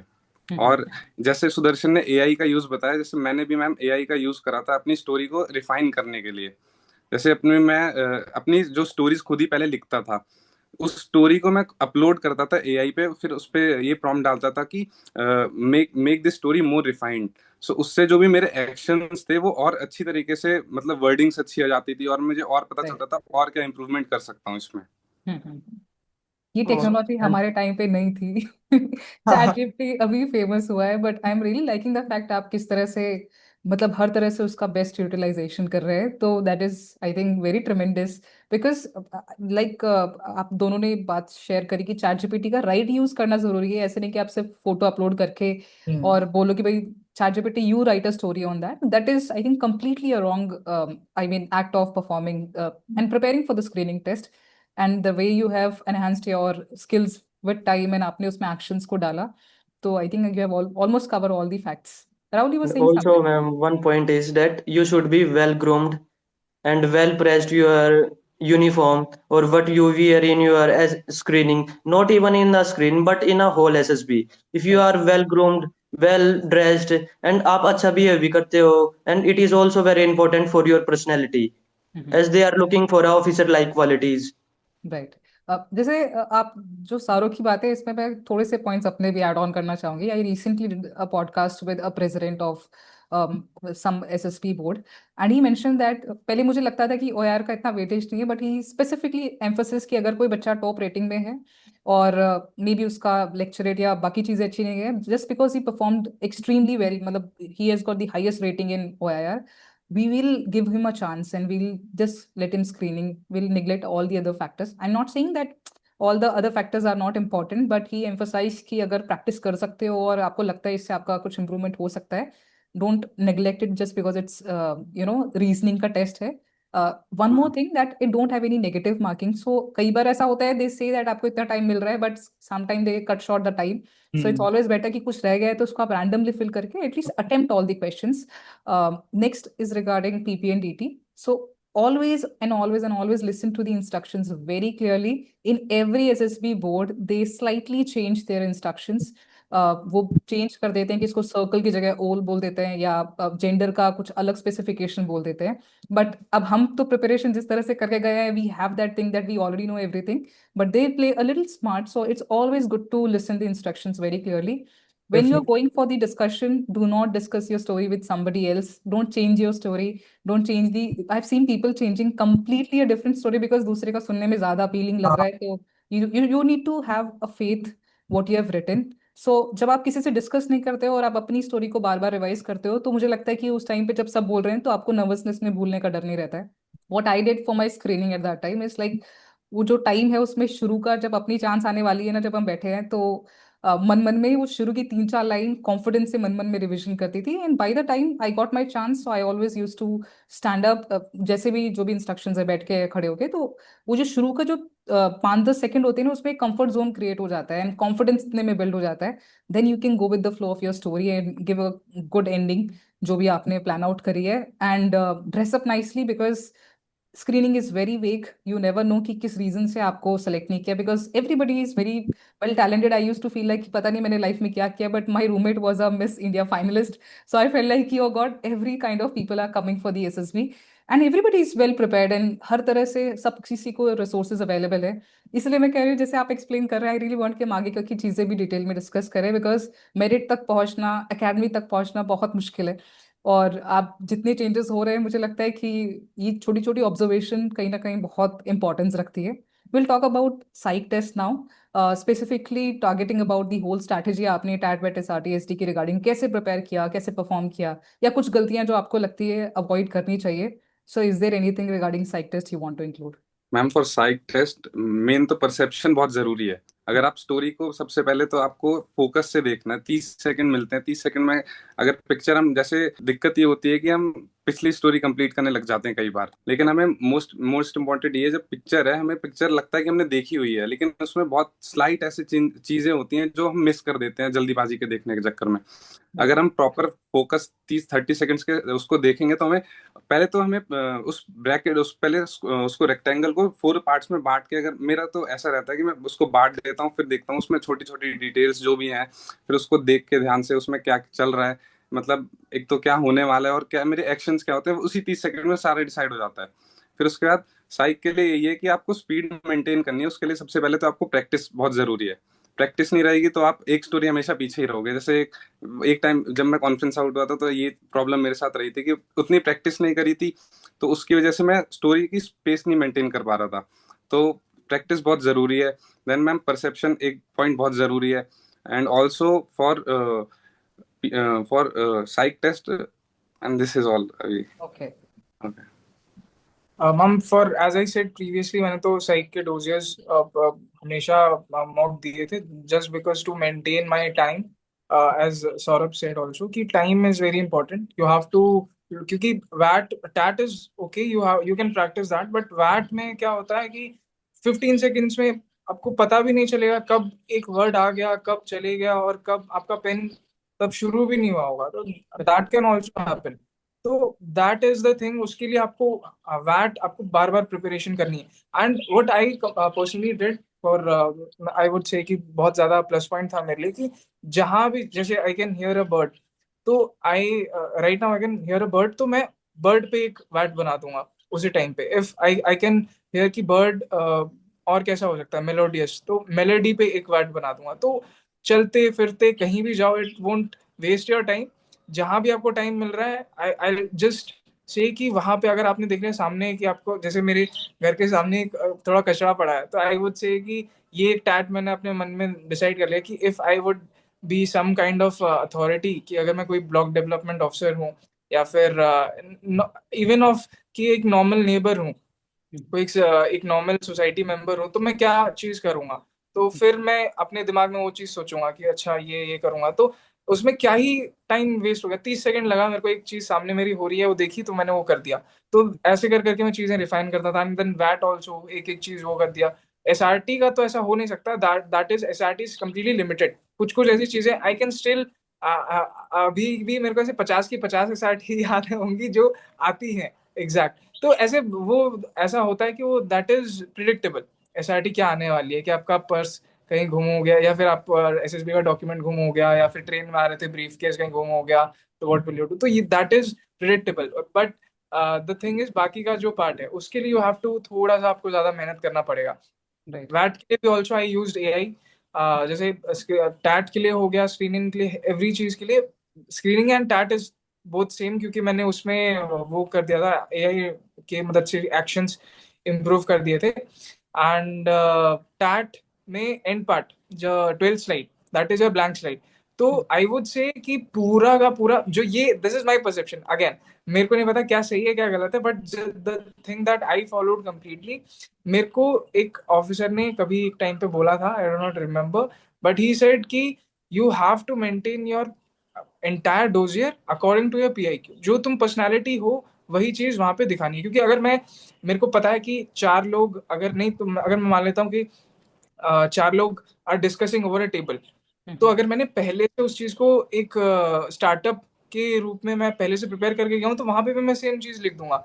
But coming from a kind decent background, मेरा कोई स्टार्टअप वार्टअप का कोई बैकग्राउंड कभी रहा नहीं है, कोई कभी मैंने कहीं कहीं एम्प्लॉयड हुआ नहीं हूँ, but still apart from writing it a college project, which is definitely for sure कि आपने कभी कॉलेज में किया ही होगा, you will write it as a startup and you make a $multi-billion company and then stuff. तो थोड़ा सा स्लाइट चेंज आ रहा था आपके पर्सनैलिटी में। ये तो तूने मतलब कंप्लीटली तू कभी उसके साथ रहा भी नहीं है। I just give an example जो मेरे को मेरे सीनियर ने दिया था कि if there are two pictures जिसमें एक एक एक normal, if there is one picture जिसमें एक नॉर्मल इंसान चल रहा है, personally me I am an international athlete, तो मैं कंप्लीटली स्पोर्टी थोड़ा टाइप का हूँ। उसमें उसने जस्ट एक टी शर्ट पहना है एंड एक नॉर्मल, नॉट इवन ट्राउजर, एक नॉर्मल सा पैंट उसने पहना है, कुछ पता नहीं चल रहा है। तो अगर वो डिसेंटली वॉक कर रहा है, नथिंग इन हिज हैंड, पीछे बैकग्राउंड इज कंप्लीटली डिसेंट, एक रास्ता है नॉर्मल चल रहा है, तो अगर एक इंसान who is not from very so good अपना स्पोर्टी बैकग्राउंड, तो he will just normally write कि वो कहीं ऑफिस के लिए जा रहा है, is going for a walk, is going for kind of meeting his colleagues और stuff, anything can happen. But if मेरा थोड़ा दिमाग ही वैसा चलेगा कि मैं उसको किसी एक मैराथन के पहले का एक वार्म अप करा दूं, या फिर उसको उसको क्या बोलते हैं, उसका कोई इवेंट होने वाला है उसके पहले ही इज प्रिपेयरिंग, तो नॉर्मली मॉर्निंग वॉक पे गया है just trying to put emphasis on different type of breathing techniques, या फिर क्या कर रहा है, नॉर्मल चल चल के वार्म अप कर रहा है, 100 मीटर का, इसके बाद स्प्रिंट मारेगा, क्या करेगा। तो दैट इज माई पर्सनैलिटी। उसके हिसाब से अगर if I right that and अलग पर्सनैलिटी, वो there will be slight change in my perception. फिर वो पता चल जाएगा कि ये तो यार प्री कंसीव्ड आइडिया लेके आ रखा है। अगेन मैं थोड़ा, आई am not an assessor, I am this my entire Completely experience fine. Yeah. Heard from my seniors and stuff. तो ये होता है। The 12th slide is completely, you can not right इतना अच्छा स्टोरी अगर आपने 11 पिक्चर्स इतनी बेकार बेकार लिख रखी है, एंड फिर अचानक से सुपर फैंटास्टिक वाला लिख दोगे, देन पता चल जाएगा यू हैव बीन प्रिपेयर्ड पहले से. आई वोंट से कि do not go अनप्रिपेयर्ड, completely prepare करके जाओ, because there are two things in your entire psych which you can take control of, that is your 12 slide and SD. तो SD आपको पता है आप क्या लिखने वाले हो, तो जो चीज आपके हाथ में उसको तो 1000-2000 बार प्रैक्टिस करके जाओ, क्योंकि बाकी चीजें आर कंप्लीटली अनप्रिडिक्टेबल. क्या आने वाला है वैट में, कौन सा वर्ड आ जाएगा मुझे नहीं पता, कौन सी पिक्चर आ जाएगी मुझे नहीं पता, बट ब्लैंक स्टोरी तो मुझे पता है मैं क्या लिखने वाला हूँ. और ऐसा ही लिखना, जो ऐसा ही मैंने सोचा कि ऐसा ही लिखना है जो कम्प्लीटली मेरे पर्सनालिटी के ऊपर है. तो उसमें भी जैसे चैट जीपीटी को मैंने बताया, मैंने इंटरनेशनल प्लेयर, और मेरा जब इंडो नेपाल का मैच था, I was the captain. And then again, ये 12 slide is not at all फालतू के लिए ये नहीं दी गई, this is completely inter relatable. ये मेरे को सेम चीज इंटरव्यू में भी पूछी थी, सेम चीज मेरे को जीटीओ ने भी पूछी थी, एंड सेम चीज मेरे को कॉन्फ्रेंस में भी पूछी हुई थी. तो 12 स्लाइड पे मैंने यही लिखा था, ये एक्चुअली मेरे साथ हुआ है. तो मैंने चैट जीपीटी को ये चीज बताई कि मैं इंटरनेशनल प्लेयर और मेरा फाइनल मैच था, मैं और हमें जो सेमीफाइनल से फाइनल पे जाना था, एंड हमारा ये मैच था सेमीफाइनल्स का. तो उस पे हम 1 पॉइंट पीछे थे, and there was just 1 minute left, और दो टीम का पूरा स्पिरिट खत्म हो चुका था. देन बीइंग द कैप्टन मैंने एक टाइम आउट निकाला, मैंने फोकस किया अपने उनके राइट विंग पे फोकस किया विच वाज वीक, और फिर मैंने अपने राइट विंगर पे ट्रस्ट करके उसको बॉल पास किया एंड मोमेंट पे, then he scored the goal and we completely, and फिर हम फाइनल पे चले गए. तो वो थिंग मैंने चैट जीपीटी को बोला, उसने एकदम अच्छे से प्रोफेशनल वर्ड्स के साथ थोड़ा क्रिस्प एंड क्लियर करके बताया. फिर उस पे मैंने वो चीज लिखी. And the same thing 12 slide में मेरे को इंटरव्यू में भी पूछा सर ने कि सुदर्शन मेरे को ये बताओ कि you are an international player. तो एंड ये चीज एसआरटी में मेरे साथ आई थी. एसआरटी में वेरी कॉमन एसआरटी कि you are a captain of some basketball team और something, and your players are against your ये जो भी आपका कैप्टन. तो this is a common SRT. तो इसमें भी वो चीज होती है, एंड सेम चीज मेरे साथ हुई भी थी. और मेरे को इंटरव्यू ने भी पूछा कि since you are coming from ये इंटरनेशनल बैकग्राउंड, तो तुम्हें अगर कैप्टन बना दिया एंड योर अगेंस्ट, तुम्हारे प्लेयर्स तुम्हारे कैप्टनसी के अगेंस्ट, तो तुम कैसे उसको हैंडल करोगे.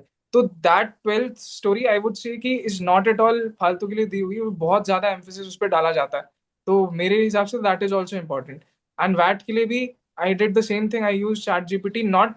And I would also like to add कि मैंने कभी ये नहीं किया कि जैसे इफ आई आस्क रोहित या फिर आई आस्क सौरभ कि यार एक बता दे, बोट पे एक बता दे. अगर इफ आई रोट की boat is used in water, that is also, that is a thing, that is not at all wrong. There is nothing wrong or right in VAT or TAT or anything. It's just about कि कितना अच्छा आप बना पा रहे हो. तो अगर सौरभ बोलेगा कि boat is use to transport, तो भी दैट इज ऑल्सो ओके.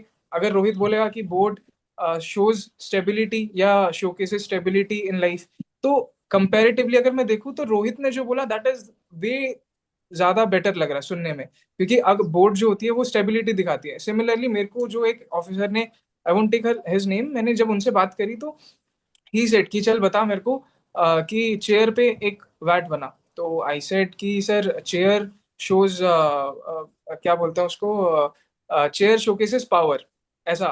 तो अब उन्होंने बोला कि टोटली रॉन्ग.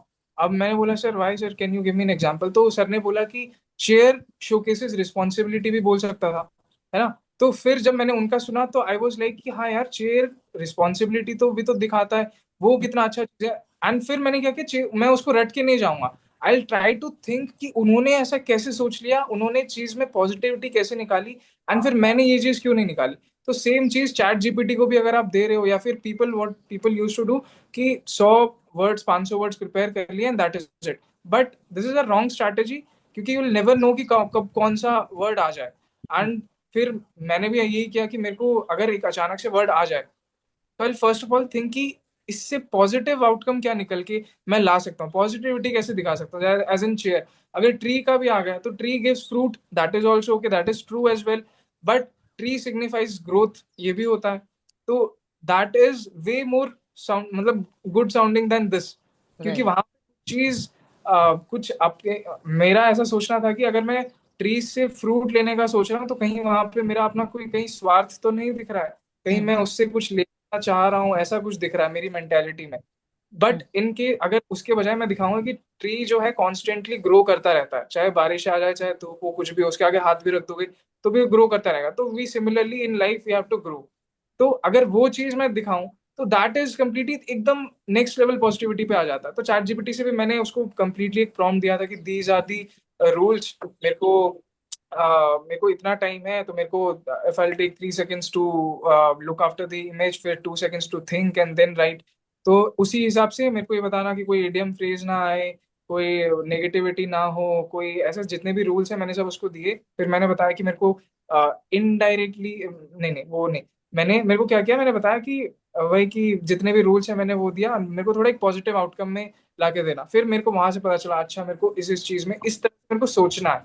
तो that was the way I enhanced my वैट एंड आई प्रैक्टिस रेगुलरली कि मेरे को सामने ट्री दिखा तो मैं ट्री से बना दूं, बर्ड दिख रही है तो बर्ड से बना दूं, व्हीकल दिख रहा है वैसे बना दो। तो that was the thing. And SD you have to prepare.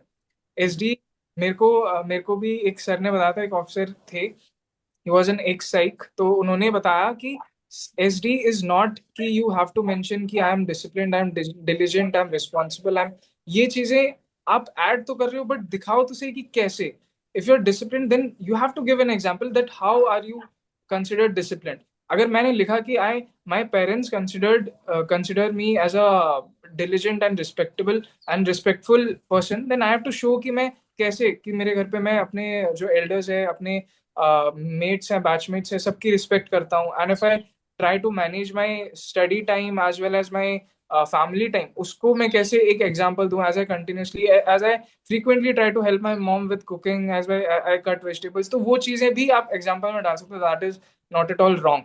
तो आपको एक एक एग्जाम्पल देना है and then at last you, that I personally felt की इज यूजफुल, कि आपको एंड में क्या करना है, एक चीज, इफ यू सेल्फ इंट्रोस्पेक्ट ना, तो आपको पता चलेगा कि आपकी मम्मी जो है सिर्फ ये नहीं बोलेगी कि बेटा कि तू इस चीज में ठीक है, वो ये बोलेगी लेकिन तुझे इस चीज में सुधारने की जरूरत है। तो I always end at the एक एंड पे मैं ये चीज ऐड कर देता हूँ कि however my parents tell me to focus on my, मेरी जो पर्सनल एक वीकनेस वहां पे भी है कि my fluency in my native language. तो आई एम एन ओडिया, तो उसमें मेरा कमिंग फ्रॉम आर्मी, तो मैं बाहर ही रहता था तो मेरा ओडिया थोड़ा वीक है। तो वो वीकनेस फिर मेरे को इंटरव्यू में भी काम आ गया, जब ही आस्क कि tell me for 3 4 weakness, then I give this weakness because this is not even a serious weakness. तो इस चीज में फैमिली में मैंने ऐड कर दिया। फिर उसके बाद वाले सेंटेंस में you have to also write कि what are you trying to do to improve that weakness. तो ऐसा करके एसडी पूरा डन कर देगा। बाकी बस दैट्स ऑल। बाकी एसडी जो मेरा मैं कहने का मतलब है, जो प्रिपेयर कर सकते हो prepare that very much, that's all. As everything Sudarshan mentioned for the psych test, but I also want to add something in TAT. Like if you are not making 12 stories, अगर आप एक साथ 12 stories नहीं बना पा रहे हो तो आप 6 6 करके बना लो।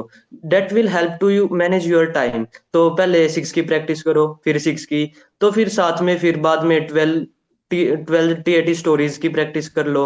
तो ऐसे हम अपना टाइम मैनेजमेंट कर सकते हैं। और एक्शंस तो सुदर्शन ने बता ही दिए, क्या क्या डालने हैं, कैसे एक्सप्लेन करना है। And for SD, like Sudarshan explain, like हम आप उसको बताओ कि अगर आपने रेस्पॉन्सिबिलिटी लिखी है तो आप कैसे रेस्पॉन्सिबल हुए। like in my own as SD, like I wrote, I helped my mother, like I have a helping nature. My mother told me that I have a helping nature. तो वो कैसे helping nature है, जैसे मैं घर में कभी झाड़ू पोछा में मदद कर दी घर में, या फिर किसी और काम में फादर के साथ मार्केट चला गया, या फिर ग्रैंड मदर के साथ को घुमाने ले गया, तो उसको एज अ एक्शन मेंशन करो एसडी में, तभी आपकी रेस्पॉन्सिबिलिटी बाहर आएगी। एक्चुअली ये बातें बिल्कुल सही है। मैंने जब इनिशियली चीज़ें लोगों की सुनी तो they use to write maybe 5 years before the actual SSB. इतना इंटरनेट पे था नहीं कंटेंट, कोविड के आसपास से ज़्यादा आना शुरू हुआ। तो वी यूज टू राइट, कुछ कैंडिडेट जिनसे मेरी बातचीत हुई तो they use to write I am hard working, I am patient, I am. तो पूरा का पूरा जो आपको एसडी का स्पेस मिला है, they use to write only those things and everything good, no explanation. But I have realised one thing, जैसे आप लोगों ने पॉइंट्स ऐड ऑन करे कि now everybody is coming well prepared. आप लोगों ने मतलब कितना ज्यादा इन चीजों पे ध्यान दिया है। I would just like to add few more points TET के अराउंड या बाकी सब में। टैट के अराउंड पहली चीज तो ये साइक को कभी आप वर्बली प्रिपेयर मत करना, बिकॉज ऐसा लगता है कि चलो लास्ट के एक हफ्ते में या कुछ दिन में हम डोजियर का प्रैक्टिस कर लेंगे, वर्बली देख लेते हैं चेयर और ऐसे करके। So if you are preparing तो बीच 3 दिन के गैप के अंदर आप प्रॉपर प्रॉपर डोजियर के साथ आप प्रैक्टिस करके देखो, ताकि आपको रियलिटी चेक मिलता रहे। Because when you speak verbally कि टैट के अंदर ऐसे स्टोरी बनाऊंगा या ऐसे बनाऊंगी और ऐसे लिख दूंगी, तो यू आर नॉट डायरेक्शनल, वो आप पे प्रेशर फील नहीं होगा। So when you are writing properly तो वो एक प्रॉपरली एनर्जी उस लेवल पे चैनलाइज होती है। Secondly, have variety of name in TAT. अपनी फ्रेंड्स फ्रेंड्स के नेम, रिलेटिव्स के नेम, जो जो मिल सकते हैं सबको लिखना, राम श्याम के अलावा भी नाम है। तो have variety Yes. Of name, because I generally seen, even कहीं पर हम बुक्स भी लेते हैं तो उसमें भी 2 नेम बड़े कॉमन है। तो have variety of name and subtle ending करना बड़ा जरूरी है। It's not always to seek award हर चीज के अंदर कि कुछ भी इवेंट किया तो आपको करना है। मतलब आप सिचुएशन के अकॉर्डिंगली क्या तो आप उसको बहुत सटली एंड कर सकते हैं, या आप अपनी टीम को क्रेडिट दे सकते हैं। That needs to be very subtly and actions को बहुत माइन्यूटली ऑब्जर्व करें कि आप अपने टैट के अंदर क्या लिख रहे हैं। When it come to WAT, do not miss WAT in the middle. That shows that you are skipping the situation, या वो उस वर्ड के एसोसिएट में आपको आइडिया नहीं आ रहा है। एंड जैसे बाकी आप सबने कवर किया है, SRTs और ये सब चीज़ें प्रैक्टिस लेती हैं, और SD के अराउंड डेफिनेटली आई मीन आप सबने सब चीज़ें कवर कर दी हैं, बट ये चीज़ें कुछ मुझे दिमाग में थी, मुझे कवर करनी थी। I will talk about personal interview now. And I think personal interview is one of my favourite thing, because यहाँ पे 1 on 1 जब हम इंटरव्यूइंग ऑफिसर के सामने बैठे होते हैं तो बहुत सारे सीक्रेट्स रिवील होते हैं, और sometime they really trick us. And I have had conversation with both kind of people, the candidate point of view and the SSS point of view, how they ease the candidate and they try to retrieve या reveal all the secrets very understandingly. So आप लोग के interview के experiences कैसे गए हैं, and आपने कैसे प्रिपेयर किया, और उस सिचुएशन में जब कभी आपको सिचुएशन दी गई है इंटरव्यू के टाइम पे तो आपने उसको कैसे हैंडल किया? Please share your interview experience. Ma'am, I've seen almost 8 9 interviews by now, and the सबसे लंबा जो इंटरव्यू मेरा चला था that was about close to about 2 hours, which was in AFSB Mysuru, and this time it was less than even 20 minutes. So interview is kind of unpredictable. You can never, but as I said, कि always go prepare for the worst. जैसा जितना भी ज्यादा हो सके, तो उसके लिए I prepared with my own, as I said कि मैं खुद से ही वो करता था। मैं पूरे PIQ को 10 बार क्रॉस वेरीफाई करता था कि अच्छा मैं इस चीज से क्वेश्चन पूछ सकता हूँ। If I have written religion में Hindu, then I will also ask कि why are you a Hindu, कि क्यों तू मुस्लिम क्यों नहीं है। देन उसका जनरल आंसर है कि नहीं, because my parents are Hindu. Then फिर मैं जब इंटरव्यू बनाता था मैं बोलता था कि अच्छा tell me Sudarshan, if you are Hindu what do you think about other religions and ये वो। तो अगर ऐसा क्वेश्चन आ जाए तो फिर आई विल गो ऑन कि नहीं मैं ऐसा ऐसा बोलूंगा। तो ऐसे धीरे धीरे धीरे धीरे करके I will divide each and every PIQ को सेगमेंट में वो करके। एंड फिर मेरे साथ ऐसा बहुत बार हुआ है कि मैं CIQs भूल गया हूँ। तो he kind of always he is trying to put on pressure कि पहले होता था फ्रेशर के जितने भी अटेम्प्ट्स थे उसमें ऐसा होता था कि मैं अगर CIQ भूल भी गया हूँ तो ही जस्ट रिमाइंड मी। बट अभी जब मैंने जैसे रिसेंटली भी मैंने एक CIQ, that is my bad habit कि मैं भूल जाता हूँ जनरली, क्योंकि वो क्या करते हैं, ऐसा भी होता है कि ही ट्रिक अस इनटू कि उसको पता रहता है कि अभी जो बंदा इतना प्रिपरेशन करके आ रहा है, he'll mug up the entire CIQ का सीक्वेंस। तो ऐसा मेरे दोस्त के साथ भी काफी बार हुआ है कि what he did was अगर CIQ सर ने अगर CIQ में इतने सारे क्वेश्चंस पूछे एक एक करके, और मान लो कुछ क्वेश्चन नहीं पूछे, तो he'll add on कि सर आपने ये चीज नहीं पूछी। तो द इंटरव्यू इज लाइक कि भाई क्या कर रहा है, मैं तू ही इंटरव्यू ले ले आके। तो CIQ वाला थिंग आई गो ब्लंट कि जो पूछेगा मैं वही चीज अपने उसको ही रिकॉल कर करके बोलूंगा। तो उसमें कभी कभी कई बार मैं भूल जाता हूँ चीजें। तो CIQ जैसा इस बार भी भूल गया था, तो he try to put on pressure कि मैंने सोचा सर मैंने बोला कि सर कैन यू रिपीट। तो उसने बोला नहीं I won't repeat, think again. तो फिर मैंने 2 मिनट लिया, मैंने सोचा, बट 2 मिनट में भी याद ही नहीं आ रहा कि क्या ऐसा हो रहा था कि सब चीज तो मैंने बोल दिया।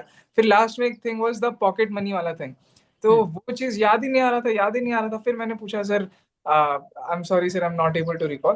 तो फिर उसने फिर जाके बताया। तो दैट इज जस्ट कि he is trying to put on pressure. And one more strategy that I have experienced कि वो उनके पास जो होता है ना, एक एक ही ब्रह्मास्त्र रहता है कि इफ यू, अगर उन्होंने आपको देख लिया कि थोड़ा सा भी डाउन हो गया है या फिर उसके थोड़े से भी आवाज में फंबलिंग आ चुकी है आप इसको आंसर करते हुए, then he will grill you उसी चीज को लेके। बट अगर आपको एक और चीज है कि अगर आपको नहीं आ रहा, then just simply do not waste their time, just say कि sir I am sorry sir, I will read about it, बस खत्म। And I try to avoid saying कि I am not aware, because being not aware is थोड़ा ज्यादा negative, and अभी याद नहीं आ रहा, दैट इज अलग थिंग। तो आई जस्ट से कि I am sorry sir, I will read about it. तो ये And one thing is in like Sudarshan mentioned in the CIQ कि वो CIQ को रट के नहीं जाना है। जैसे वो क्योंकि CIQ को वो क्या कर देता है, first 3 lines of first CIQ then he mixed up with the second CIQ। वो मेरे साथ हुआ था कि सर ने क्या, इंटरव्यूअर ने क्या किया कि वो सारा CIQ मिक्स कर दिया। तो देखने के लिए कहीं ये कोचिंग वगैरह से आया हुआ है कि इसने सिर्फ रट तो नहीं रखा, या फिर अपनी पर्सनैलिटी शो कर रहा है जो इसकी है। क्योंकि इंटरव्यूअर को पता चल जाता है कि आप फेक बना रहे हो, क्योंकि आपको पता होता है कि CIQ में क्या क्या पूछेंगे। तो वो सोचेगा कि ये रट के आया हुआ है पहले से ही, तो इसको मगअप कर देगा। या फिर अगर मगअप कर देगा फर्स्ट एंड सेकंड को, उसको पता नहीं चलेगा, या फिर फर्स्ट का ही आंसर देता रहेगा, तो उसके लिए वो CIQ वो मिक्स कर देता है। तो सबसे पहले ध्यान से सुनना इंटरव्यूअर क्या बोल रहा है, Right. then answer is, and one most important thing for interview is fill your PIQ form very neatly। उसमें कोई भी मिस्टेक नहीं होना चाहिए, क्योंकि अगर आपका CIQ जो PIQ फॉर्म है वो 4 PIQ फॉर्म जाते हैं। एक तो इंटरव्यूअर के पास, एक साइक के पास, एक GTO के पास, और एक फिर वहां पे कॉन्फ्रेंस हॉल में जाता है। तो अगर आपने उसी उसी में मिस्टेक कर दी, तो पहले ही थिंकिंग बन जाएगी कि ये सिर्फ अपना एक सिंपल फॉर्म नहीं भर सकता, तो फिर आगे क्या करेगा। तो Right. PIQ is most important, and most important thing is your hobbies. क्योंकि अगर आपकी हॉबीज, आपकी स्पोर्ट्स एक्टिविटीज अगर आपने अच्छे से, अगर आपने की हैं, अच्छे से लिख रखी हैं, अगर आपने पार्टिसिपेट किया है, तो आपका इंटरव्यू उसी के अराउंड होगा। क्योंकि अगर आपने स्पोर्ट्स मेंशन नहीं कर रखे, या फिर ना ही आपने कोई भी एक्स्ट्रा करिकुलर में पार्टिसिपेट किया, तो फिर इंटरव्यूअर अपने ही क्वेश्चन पूछेगा, वो डिफेंस पे आ जाएगा, तो फिर और अंदर घुस जाएगा। तो Right. उससे अच्छा आप अपनी एक्टिविटीज पे फोकस करो पहले से ही। जैसे ये नहीं है कि SSB आ गया तो अभी स्टार्ट करता हूँ, पहले से ही अपने हॉबीज डेवलप कर लो, as I earlier mention that कि रीडिंग न्यूज़पेपर और any other hobbies that will cultivate your personality. तो PIQ इज लाइक कि वो आपकी दुल्हन जैसा है, उसको दुल्हन जैसा ट्रीट करना है। उसको Okay. जितना जाके लिखोगे, जितना आप अच्छे से फिल करोगे इन डिटेल, तो that will help. Okay. Yes ma'am, adding to both of these their point, like हम PIQ में जो भी लिखेंगे हमें उन एक एक वर्ड के बारे में सब पता होना चाहिए। PIQ इतना इंपॉर्टेंट है। अगर PIQ में हमने अगर स्पोर्ट्स में वॉलीबॉल डाला है तो वॉलीबॉल के बारे में हमें सब पता होना चाहिए। तो जैसे मैंने मैम अपने फर्स्ट अटेम्प्ट में यही गलती करी थी कि वॉलीबॉल डाल दिया था मैं ऊपर ऊपर से, मतलब ऐसे नॉर्मल हम फ्रेंड्स के साथ खेलते हैं लेकिन रूल्स वगैरह पे ध्यान नहीं देते कभी। तो अगर तो इंटरव्यू में मेरे यही चीज क्वेश्चंस आ गए कि रूल्स बताओ वॉलीबॉल्स के, डायमेंशंस एंड लॉज वगैरह फिजिक्स के। तो उस टाइम तो मुझे पता ही नहीं था, मतलब मुझे इतना नहीं पता था, इतने डीप में भी पूछ लेगा कि भाई कि रूल्स बताओ।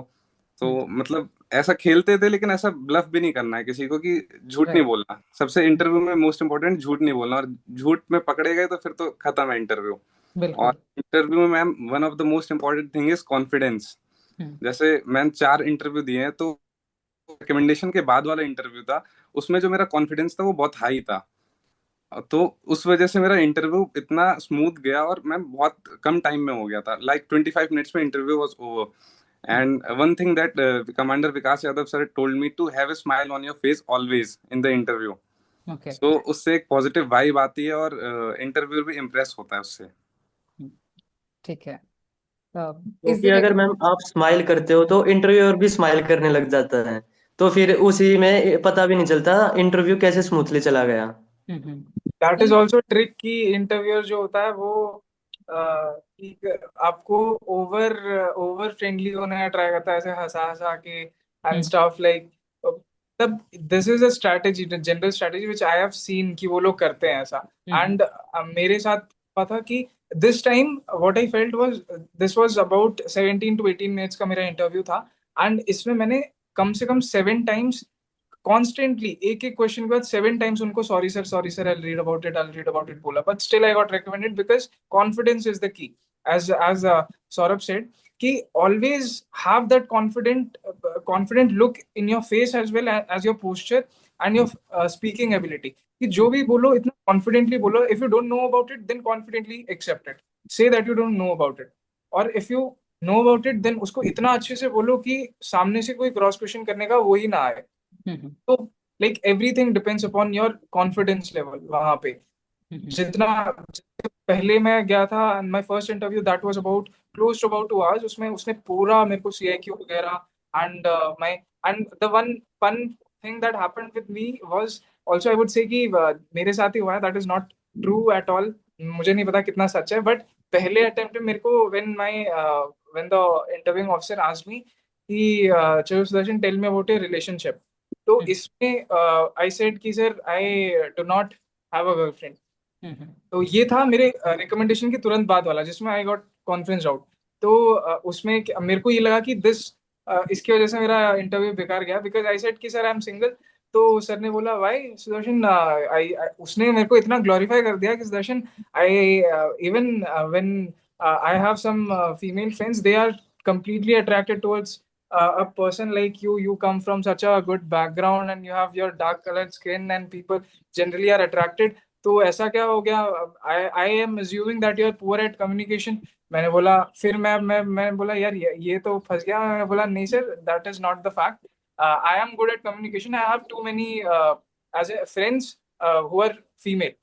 तो फीमेल फ्रेंड्स मेरी बहुत है, बट एज एन गर्लफ्रेंड नहीं है. तो मेरा वही था दिमाग में कि मैं यही बोलूंगा कि I am preparing for my career and staff and ये वो. तो मैंने यही बोला कि सर ने बोला कि sir Sudarshan, see I have been across about close to about 100 to 200 candidates. तो सब ये शिटी आंसर देते हैं मुझे. प्लीज मुझे लेजिट आंसर दे, क्या भी रीजन है तेरा. मुझे पता है कि तेरा यही रीजन है, तो लड़कियों से बात नहीं कर सकता. अब मैं वहां पर डिलेमा में फंस गया हूं कि मैं इसको एक्सप्लेन कैसे करूं कि मैं लड़की से बात कर सकता हूँ. आई वॉज टोटली कि लाइक एकदम वो हो चुका हूँ. मेरे पास कोई डिफेंस के लिए कुछ बचा ही नहीं है. मैं अब क्या बोलूं. He's just striking on ego. हाँ, बार बार प्रेशराइज करके. बार बार कर रहा है. मैंने बोला कि no sir, that is not at all true. मैं अभी भी मेरे पास अगर मेरे टोटल फ्रेंड 10 है तो उसमें से 4 are girls. I am frequently in touch with girls, as in मेरे जितने भी दोस्त हैं मैं उनसे बहुत हेल्प लेता हूँ ये वो. फिर सर ने बोला कि यार गर्लफ्रेंड बनाने में दिक्कत क्या है, तो गर्लफ्रेंड क्यों नहीं बना सकता. I can certainly assume that you do not have that ability to talk to girls and you are very afraid, you are very shy, you are very timid, ये वो करके. तो मेरा मैं लाइक आई वाज लाइक कि मैं क्या बोलूं, ऐसा क्या बोलूं कि जो मेरे को ऐसे जस्टिफाई कर दे. फिर उसके बाद से जितने भी इंटरव्यूज हुए, I hypothetically made a girlfriend who was in IIT Bombay and IIT Delhi, any doing computer science. तो as I said, as Saurabh said कि झूठ नहीं बोलना चाहिए, बट मेरे इंटरव्यू में मैं झूठ बोलता हूँ, बट आई से इतना कॉन्फिडेंटली कि उससे मेरे को पता रहता है कि इससे मैं इतना अच्छे से बोलूंगा, इससे कोई क्रॉस क्वेश्चन नहीं आना चाहिए. तो मैं ऐसे ही उसके बाद वाले जितने भी इंटरव्यूज हुए सब में आई सेड कि मेरी गर्लफ्रेंड है एंड शी इज. तो फिर पूछते थे कि क्या, उनको पता रहता है कि तू झूठ बोल रहा है या सच बोल रहा है. तो क्रॉस क्वेश्चन आता था वहां से कि चलो बताओ, what does your girlfriend call you, मतलब क्या किस नाम से बुलाती है. तो मैंने बोला कि सर अब मेरे को पता भी नहीं है क्या बोलूं. तो मैं सर कभी कभी, and the entire thing is interview बहुत ज्यादा मेरे को पता रहता है कि, एंड मेरे को ऐसा लगता है कि पूरा entire interview is a game. उसको कितने अच्छे से आप खेलना जानते हो, then you are good to go. अगर being the captain of the team तो भी आप अच्छा खेलोगे, अगर आप फिर वही कुछ भी आपको इंजर्ड प्लेयर बन के जाओगे, then you are done for. तो मेरे हाथ में है कि मैं कब इंटरव्यू को अच्छा बनाऊंगा, कब कोई सीरियस क्वेश्चन लाऊंगा. बिकॉज ऐसा हुआ था कि मेरे को I was well prepared for this girlfriend वाला question, but question I was waiting. मेरे को पता चल रहा था कि खत्म हो जाएगा इंटरव्यू, बट ये गर्लफ्रेंड वाला क्वेश्चन आ ही नहीं रहा. अब मैं क्या करूं. तो मैंने सर को ऐसे जेन्युइनली, जब वो वाला एक सीआईक्यू था कि when you are in trouble whom do you connect with? तो मैंने उसमें बताया कि सर मैं अपने मम्मी पापा और भाई सबसे बहुत क्लोज में हूँ, and there is a different level of, it totally depends on the level of वो कन्फाइड, इसको किस लेवल पे करना है. तो इफ इट्स कोई मॉनेटरी हेल्प या फिर करियर का हेल्प या फिर anything, then I will go to my father. और फाइनेंशियल हेल्प होगा मम्मी से, बोथ मम्मी से एंड भाई से हम equally aligned, but it totally depends upon the level of secret. तो ये चीज मैंने जानबूझ के बोली. फिर मैंने वहां पे बोला, फिर ऑफिसर इज लाइक, अच्छा what secret, tell me an example. फिर मेरे मन में आया अब चलो, अब अब बताओ। फाइनली आ गया, ये क्वेश्चन आ गया। फिर मैंने उसको तो बोला सर, फिर मैंने थोड़ा ब्लश कर दिया, and then he also blushed. Actually मेरे को पता चल गया चलो अब थोड़ा माहौल अच्छा हो गया, इतने सीरियस माहौल से आ रहे थे तो मेरे को पता रहता है कहाँ पे अगर सीरियस माहौल है तो कहाँ पे मेरे को चिल करना है। जैसे वहां पे भी इतना सीरियस माहौल था, आई वाज सीइंग कि यार वो गर्लफ्रेंड वाले क्वेश्चन में भी एकदम सीरियस होके एकदम खड़ूसा मुंह लेके मुझसे पूछे जा रहे हैं, तो he is hmm. Not at all interested, मेरे को ऐसा था। तो मैंने क्या बोला कि सर, जब वो मेरे को प्यार से बाबू सोना बुलाती है, वो तो हर कोई बुलाता है, बट वो मुझे प्यार से कालू बुला देती है कभी कभी। तो ऐसा बोल के एंड देन दोनों हम हंसने लग गए बीच में। तो फिर there was a kind of, थोड़ी देर तक ना एकदम You have मजा सा lived आ your गया। SSB. You have lived your SSB. I can bet you जितने आपने अटेम्प्ट्स लिए आपने you just started living those moment की जैसे आप बैट के बारे में बता रहे थे an interview. अपने बाद में कैसे कैसे मेरे को कब क्या बोलना है, कब क्या नहीं बोलना है, एंड जब CIQ about my friends and my family, everything you have to give a diplomatic answer, जिसमें you can not, as I said कि मेच्योरिटी जो चीज होती है, कैन नॉट जस्ट से कि अगर मेरा ऐसा पर्सनल मानना है, आई एम नॉट सेइंग कि दिस इज करेक्ट वे और बैड वे। मैं जब भी बोलता हूँ, जैसे मुझसे अगर पूछा गया कि who is your best friend, तो मेरा बेस्ट फ्रेंड वो है, if suppose my best friend is x, तो दैट इज एक्स ओनली, वो चेंज नहीं होने वाला। बट उसको मैं इतना डिप्लोमेटिकली बताऊंगा। मैंने जैसे हमेशा टीचर्स में भी सेम यही किया है, फ्रेंड्स में भी सेम यही किया है। टीचर्स में भी मेरे को एक टीचर ऐसा है जो मेरा बेस्ट है, बट मैं उसको ऐसा नहीं बताऊंगा कि he is my best out of all, because कहीं ना कहीं मेरे सबकॉन्शियस माइंड में ऐसा रहता है कि अगर मैंने उसको बेस्ट बोल दिया,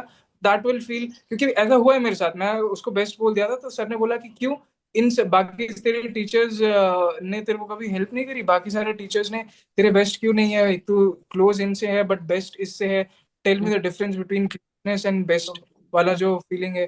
फिर आई वॉज लाइक कि यार ये सब क्या हो रहा है मेरे साथ। फिर उसके बाद मैंने अपने आप को ग्रिल किया, नहीं अब तो मैं ऐसा आंसर बोलूंगा कि वो मुझसे क्रॉस क्वेश्चन करेगा ही नहीं। फिर मैंने उसने मुझसे बेस्ट पूछा कि वो जो CIQ है उसमें पूछते हैं कि कौन से टीचर ने तुमको सबसे ज्यादा इम्प्रेस किया, एंड जिसने नहीं किया, जो ऐसा वाला बताओ। तो जिसने किया ही इज समवन, तो मैं बोलता था कि sir, everyone has equally everyone was equally inclined towards my academics and as well as my performance, but I've shared the most time with this my sports, ये वाला टीचर। तो कहने का मतलब ये है कि he is the best out of all, जिसमें मैंने सबसे ज्यादा, वो मेरा बेस्ट टीचर है। बट उसको मैंने थोड़ा ऐसे घुमा फिरा के बोल दिया कि Using the right सब, words. Right. बट ही उसके साथ मेरा ज्यादा वो है सेम। मैंने उसके साथ भी किया है अपना फ्रेंड्स के साथ। Mm-hmm. उसने पूछा "फ्रेंड का नाम बताओ", तो आई वुड से कि sir, I am a very social person, I am having 20 to 30 friends, but still fortunate enough कि I am still having contact with my 10th and childhood friends. And उसमें से अगर मेरे को किसी एक को, विदाउट डिमीनिंग अदर्स, क्योंकि मेरे साथ ऐसा हुआ है, तो Mm-hmm. अवॉइड दैट रिस्क कि सबकॉन्शियसली मैं किसी को डिमीन करके मैं एक को बेस्ट बना रहा हूँ, I would not do that. मैं जस्ट ये बोलूंगा कि sir, and I have spent the most of my childhood and being the neighbour, this x guy was my ये बेस्ट आउट ऑफ, मतलब जितना भी उसके साथ मैंने किया है अल्टीमेटली वही बेस्ट बन जाएगा। तो उसी Mm-hmm. थोड़ा घुमा फिरा के, just to avoid that unnecessary risk जो मेरे ऊपर क्रॉस क्वेश्चन आने वाला है कि चल बता, ये तेरा बेस्ट फ्रेंड क्यों है और वो क्यों नहीं है। तो वही वही ये बाकी। सारी छोटी छोटी चीजें बहुत मैटर करती है because one of the assessor was saying that we do 12 interviews in a day continuously. हम रोज का ही काम है। तो जो कैंडिडेट है sometime they feel like they are very smart but trust he said that trust me that we have plenty of experiences and we are trained for it. So they are well trained and well groomed. So अभी monotonous interviews में से अगर आप थोड़ा spice add on करते हैं तो definitely चीजें एक्स्ट्रा एलिमेंट होती हैं और थोड़ा सा इन्वायरमेंट इंटरव्यू रूम का जो इन्वायरमेंट है वो चेंज हो जाता है। Saurabh you went for 4 interviews and शुरू के 2 इंटरव्यूज में जो चीजें आपने इंटरव्यू के टाइम पे करी और बाकी के रिकमेंडेशन टाइम पे कुछ ऐसा इंटरेस्टिंग हुआ जो आप शेयर करना चाहो बिकॉज आई एम श्योर कि बहुत सारी चीजें डिस्कस होती है इंटरव्यू रूम में और काफी बार हम they try to put pressure on us sometime they try to drill us sometime they try to comfort us. So आपके इंटरव्यू के एक्सपीरियंसेस कैसे रहे? सो मैम एक फनी इंसिडेंट था। जैसे मैं और मेरा एक स्कूल का फ्रेंड, हम दोनों का सेम ही सेंटर पर है, 1 AFSB।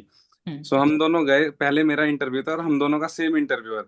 सो मतलब मैंने एनसीसी की है, और मैं उन्होंने मतलब मेरे से पूछा कि एनसीसी करी है तो ए सर्टिफिकेट है, आगे आगे कैसे करा एनसीसी का। और सेम वही मेरा फ्रेंड अगला इंटरव्यू देने गया, वो इंटरव्यूअर का बोल के आया कि सर हमारे स्कूल में एनसीसी नहीं है। तो वो इतना बुरा हुआ, मुझे लगा भाई दोनों गए इसमें तो इस बार।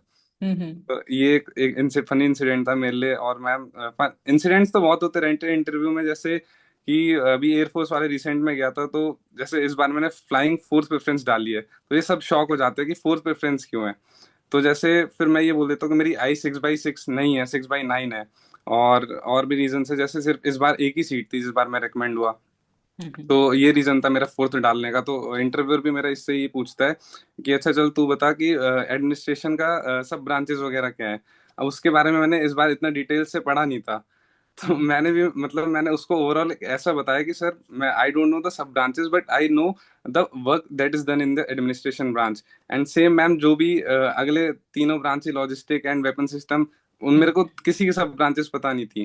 तो तीनों में मैंने उसका उसका वर्क लाइक मतलब समझाया कि कैसे कैसे काम होता है। तो मतलब इससे ये नहीं था कि अगर आपको नहीं पता है तो भी तो इंटरव्यू खराब ही जाएगा। आप उसको कैसे हैंडल कर रहे हो उस प्रेशर को, या कैसे उसको आप अपनी बात समझा रहे हो, हम्म। तो ये मैटर करता है उस टाइम पे। ओके। एंड रोहित, बहुत कम लोग ऐसे होते हैं जो पहली बारी में रिकमेंड हो जाते हैं, बिकॉज उस फीलिंग को उस जगह पे बैठ के फील करना, if you are not habitual to it, वो काफी क्रिटिकल हो सकता है। तो आपका इंटरव्यू के एक्सपीरियंस में किस तरह के क्वेश्चंस पूछे आपसे? Ma'am, my interview was more than 1 hour, okay. क्योंकि उसमें जो मैंने हॉबीज डाल रखी थी, वो चार चार हॉबीज डाल रखी थी। और फिर मेरे स्पोर्ट्स भी अच्छा था। तो my half interview was about my family, my education, and my half half an hour interview was of my sports activities, my extracurricular activities, and he was asking about India's neighborhood relations. So Roy, tell me about, we are living in a country named India. Ah, yes, sir. Then he says that there are neighbor भी हैं इसके, and then उनके internal issues के बारे में बताओ। And then there was also going about US tariffs के बारे में भी, and then about sports, like I was national kho kho level champion। तो स्पोर्ट्स के बारे में पूछते तो कितने प्लेयर होते हैं, कैसे क्या करते हैं, क्या आपने कभी अपने जो एसएसबी में रह रहे हो, क्या आपने कभी अपने फ्रेंड्स को बताया है, या फिर आपने डिस्कस किया, या फिर सिर्फ आप खेल के आ गए, आप किसी के साथ शेयर नहीं करते। तो इस टाइप के क्वेश्चन पूछते थे। और then he use to pressurize, like अच्छा ये इंटरनल इश्यूज हैं, तो सच में ये हैं, क्या सच में 50% टैरिफ लगाया है, क्या सच में इतना परसेंट टैरिफ लगाया, कि he wanted to answer me like I am confident, कि वो देखना चाह रहा है कि मैं अपनी बात पे कितना अडिग रहता हूँ, या फिर he wanted to know how much I am confident. Right. Okay. I mean आप तीनों ने लगभग लगभग सारे पॉइंट्स को कवर किया है। और I I am just saying that मेरे को ये 100 एपिसोड हो सकता है, but I have not enjoyed this much, because बहुत अलग अलग तरह के पर्सपेक्टिव सुनने को मिल रहे हैं। And I am also getting to learn कि आप लोग कितना अच्छे से प्रिपेयर होके जाते हो। And the art of answering is one of the important areas I want to highlight. So they want to listen from you, you know, they want to hear you कि आप क्या बोल रहे हो, कैसे। जितनी ज्यादा आप इंफॉर्मेशन दोगे उतना ज्यादा उन्हें आपके बारे में पता चलेगा। And they are here for, therefore only for that purpose. So don't take shortcuts. If they are asking something, answer it properly. Like if they say that ki okay, Sheetal, I'm coming to your city, which all places you will take. So these, जैसे हम इस इन podcast के through भी यही मेरा motive है कि आप उन तरह के क्वेश्चन या दूसरे इंसान के आर्ट ऑफ आंसरिंग या उन क्वेश्चन से आप फेमिलियर हो जाएं, maybe. And there are 100% chances कि इनमें से कुछ भी नहीं आए, but you will have a familiarization कि ठीक है, these are certain questions to put you in pressure. So in this kind of questions you can always take advantage, you know, bringing them home. आप उनको अपनी state का जो भी आपका फेमस खाना है, जो आपकी रीजन का खाना है, आप उनको खिलाएं। हॉस्पिटैलिटी आप दिखा सकते हैं, welcoming him. And then time के अकॉर्डिंग्स में आप अलग अलग जगह पे लेके जा सकते हैं, you know. Then taking around to your city, कहाँ पे अच्छे पॉइंट्स हैं शाम के हिसाब से, डिनर के हिसाब से, how you can comfort it. So it's just not about कि आप सीधा उनको कहीं एक ऐसी जगह ले गए और सीधा वहां घुमा रहे हो। तो you literally need to think about certain areas. You need not to rush immediately. आपको आंसर करने की जरूरत नहीं है। Take 2 second 3 second pause and then answer. And definitely, as all of you have mentioned, the energy is very important. How you carry on your self, dress up nicely, comfortable clothes. And एक एक घंटा चले तो you can have a sip of water. ऐसा कुछ नहीं है कि you know you have to sit very stiffly, but उस टाइम पे एंड इतना भी फ्री नहीं होना उनके साथ कि आप सब कुछ ही बहुत ओपनली शेयर कर ले, because at last they are assessors, they are just cross checking and they are writing each and everything. And I just say that avoid speaking any lie. Because कहीं ना कहीं वो चीज़ें हर किसी के फेवर में नहीं होती है, और वो हर कोई उस चीज़ को लेके इतनी अंडरस्टैंडिंग भी नहीं रख सकता है. You might not be able to justify those things and then you are in very big trouble, because इतना हाई लेवल ऑफ उनका एक्सपीरियंस है. Sometime they ask 3-4 questions and they again come to the same question कि अच्छा उसके बारे में तुम ऐसे बताओ. तो they are pretty very smart regarding these things. I would like to discuss GTO, but not entirely 9 task हम इसको डिस्कस नहीं कर पाएंगे because we already have discussed a lot, and इतना लंबा पॉडकास्ट हम नहीं कर पाएंगे. But any of the important areas या कोई टास्क आपको ऐसा लगता है जहाँ पे आप जर्नली फील करते हो that is very important, but उन टास्क के अंदर कहीं ना कहीं मिस्टेक्स या बिहेवियरल मिस्टेक काफी ज्यादा होती हैं, और उस रीजन की वजह से they miss out on the recommendation because there are lot of potential candidate. But जब ग्रुप एक्टिविटी में आप परफॉर्म कर रहे हो तो it's just not about your individual performance, your behavior, your body language, your knowledge, and other factors are also important. So, any particular task you want to highlight? Yes, ma'am. Most important part is PGT. Hmm. Like for GTO, PGT is most important. If you are in a front in PGT and you are going with a group, like सिर्फ आप अपने अपने solution नहीं दे रहे हो, आप पूरे group का सुन रहे हो, साथ में मिलके सबको एक साथ आगे लेके जा रहे हो, then it helps to make a decision by GTO. मतलब कि जीटीओ को हेल्प करता है कि आपकी पर्सनैलिटी कैसी है, और उसी हिसाब से he will give you a command task. If you perform well in PGT, then you will definitely get best command task. And he will, मतलब कि अगर आपने पीजीटी में अच्छा किया है तो उसका सारा ध्यान आपके ऊपर ही रहेगा. वो सोचेगा कि इसने इस टास्क में अच्छा किया है, क्योंकि GTO is all about ground task, and you spend more over your time, that is 2 days with GTO. So most important part is PGT. So utilize your equipments like balli, fatta, rasi, whatever he gave to you. Utilize them properly. Utilize your manpower and give chance to the person who is not coming forward. Right. ये सारी चीजें बहुत minutely matter करते हैं. You are right, exactly, Rohit. Yes, ma'am. Adding to Rohit, ma'am, one of my experiences, my junior told me in GD, add examples to your points. That is the most effective way Right. to present your point in the GD. Like if मतलब अगर सब बोल रहे हैं, सब एक साथ बोलेंगे, सबका मतलब कुछ टाइम के बाद सबके पॉइंट्स खत्म ही होने लग जाते हैं, वही रिपीटेटिव पॉइंट्स आते हैं. तो उस टाइम पे अगर आपको एक स्टेप अप करना है तो आप एक एग्जाम्पल की तरफ जाके पूरा, क्योंकि एग्जाम्पल कोई कट नहीं कर सकता. अगर आपके पास कोई अच्छा एग्जाम्पल है, कोई इसको कट नहीं करेगा. तो एग्जाम्पल मैम बहुत इंपॉर्टेंट रोल हो जाता है इसमें मैम. इस रेटिंग बहुत जरूरी है. उसके पॉइंट्स हम ऐड कर सकते हैं जीडी में. और talking to PGT ma'am, 2 recommendations में मैम, दोनों में मैं सबसे आगे नहीं रहा. जैसे दोनों सुदर्शन और रोहित सबसे आगे रहे हैं, मैं थर्ड ऐसी पोजीशंस पे रहा हूँ. लेकिन उसमें पीजीटी में मैंने ये करा कि लोगों की हेल्प करी है. पीछे से आइडियाज, तो चुप नहीं होना, चुप खड़े नहीं रहना कहीं पे. जहाँ पे भी हो आप वो काम कुछ ना कुछ तो कर ही रहे हो. और मोस्ट इम्पॉर्टेंट इज अपना मतलब हाथ बढ़ा दो, किसी को सपोर्ट जरूर करना है. जो भी आगे बंदा जा रहा है या पीछे वालों को आगे लाने में हेल्प करो. और ये पीजीटी के लिए तो ये इम्पोर्टेंट है. एंड लेक्चरेट के लिए तो मैम ये है कि जितना अच्छा लेक्चरेट प्रिपेयर पहले से करके जाएंगे वो बहुत हेल्प करता है. जीटीओ में अगर आपका कॉन्फिडेंस 3 मिनट में, लेक्चरेट में तो ये आपको 3 मिनट एटलीस्ट 2.5 मिनट तो खड़े ही रहना 3 मिनट में से. तो उससे जो है आपको लेक्चरेट अगर 2.5 मिनट खड़े हो तो ओके ओके माना जाता है फिर. और उसको लेक्चरेट को आप तोड़ तोड़ के बोलो. मतलब उसको आप पहले इंट्रोडक्शन, देन जो भी आपका टॉपिक है उसके बारे में positive negatives and how how improvement can be done in the जो भी टॉपिक है आपका. Okay. तो ma'am these are the things. Okay. And ma'am मेरा तो जैसे I've had that thing in mind कि मेरे को पहले से मतलब जितने भी सारे seniors and my ex GTO सबने मेरे को थोड़ा गाइड करके रखा था. And they were particularly putting emphasis on the indoor वाले टास्क जो होते हैं, उसको कैसे भी करके तुम्हें बहुत अच्छा परफॉर्म वहाँ पे तो करना ही करना है. एज इन तुम्हारा जो जीपीई हो गया एंड जीडी, ये चीजें हैं. यू हैव टू, जो जीटीओ है आधा असेसमेंट इसमें कर चुका होता है, ऐसा मुझे बताया गया है. तो I never took risk on this thing. And as Saurabh mentioned कि जीडी में, क्योंकि my optional, I have given UPSC CSC also, and my optional was PSIR. तो आई पर्सनल हॉबी भी, जितने भी मैंने पीआईक्यू में डाला, मेरी हॉबी इज जियोपॉलिटिकल रीडिंग. तो as mentioned the importance of current affairs अगर हर दिन पढ़ रहे हो तब पता रहता है कि एक छोटी छोटी चीज, क्योंकि इंडिया एंड चाइना के बीच में रिलेशंस कैसे इंप्रूव हो सकते हैं, ये हर कोई बोल सकता है कि हमें एंगेज मोर डिप्लोमेटिकली या फिर आपको बॉर्डर मैनेजमेंट अच्छी करनी चाहिए, but there will be very few students जिनको एक्चुअल डेटा पता होगा कि जैसे अगर मैं बोल लूँ कि कोई कॉन्फ्लिक्ट्स हो गए, तो उसमें मैं अच्छे से बताऊंगा कि मैंने पर्सनली क्या किया था।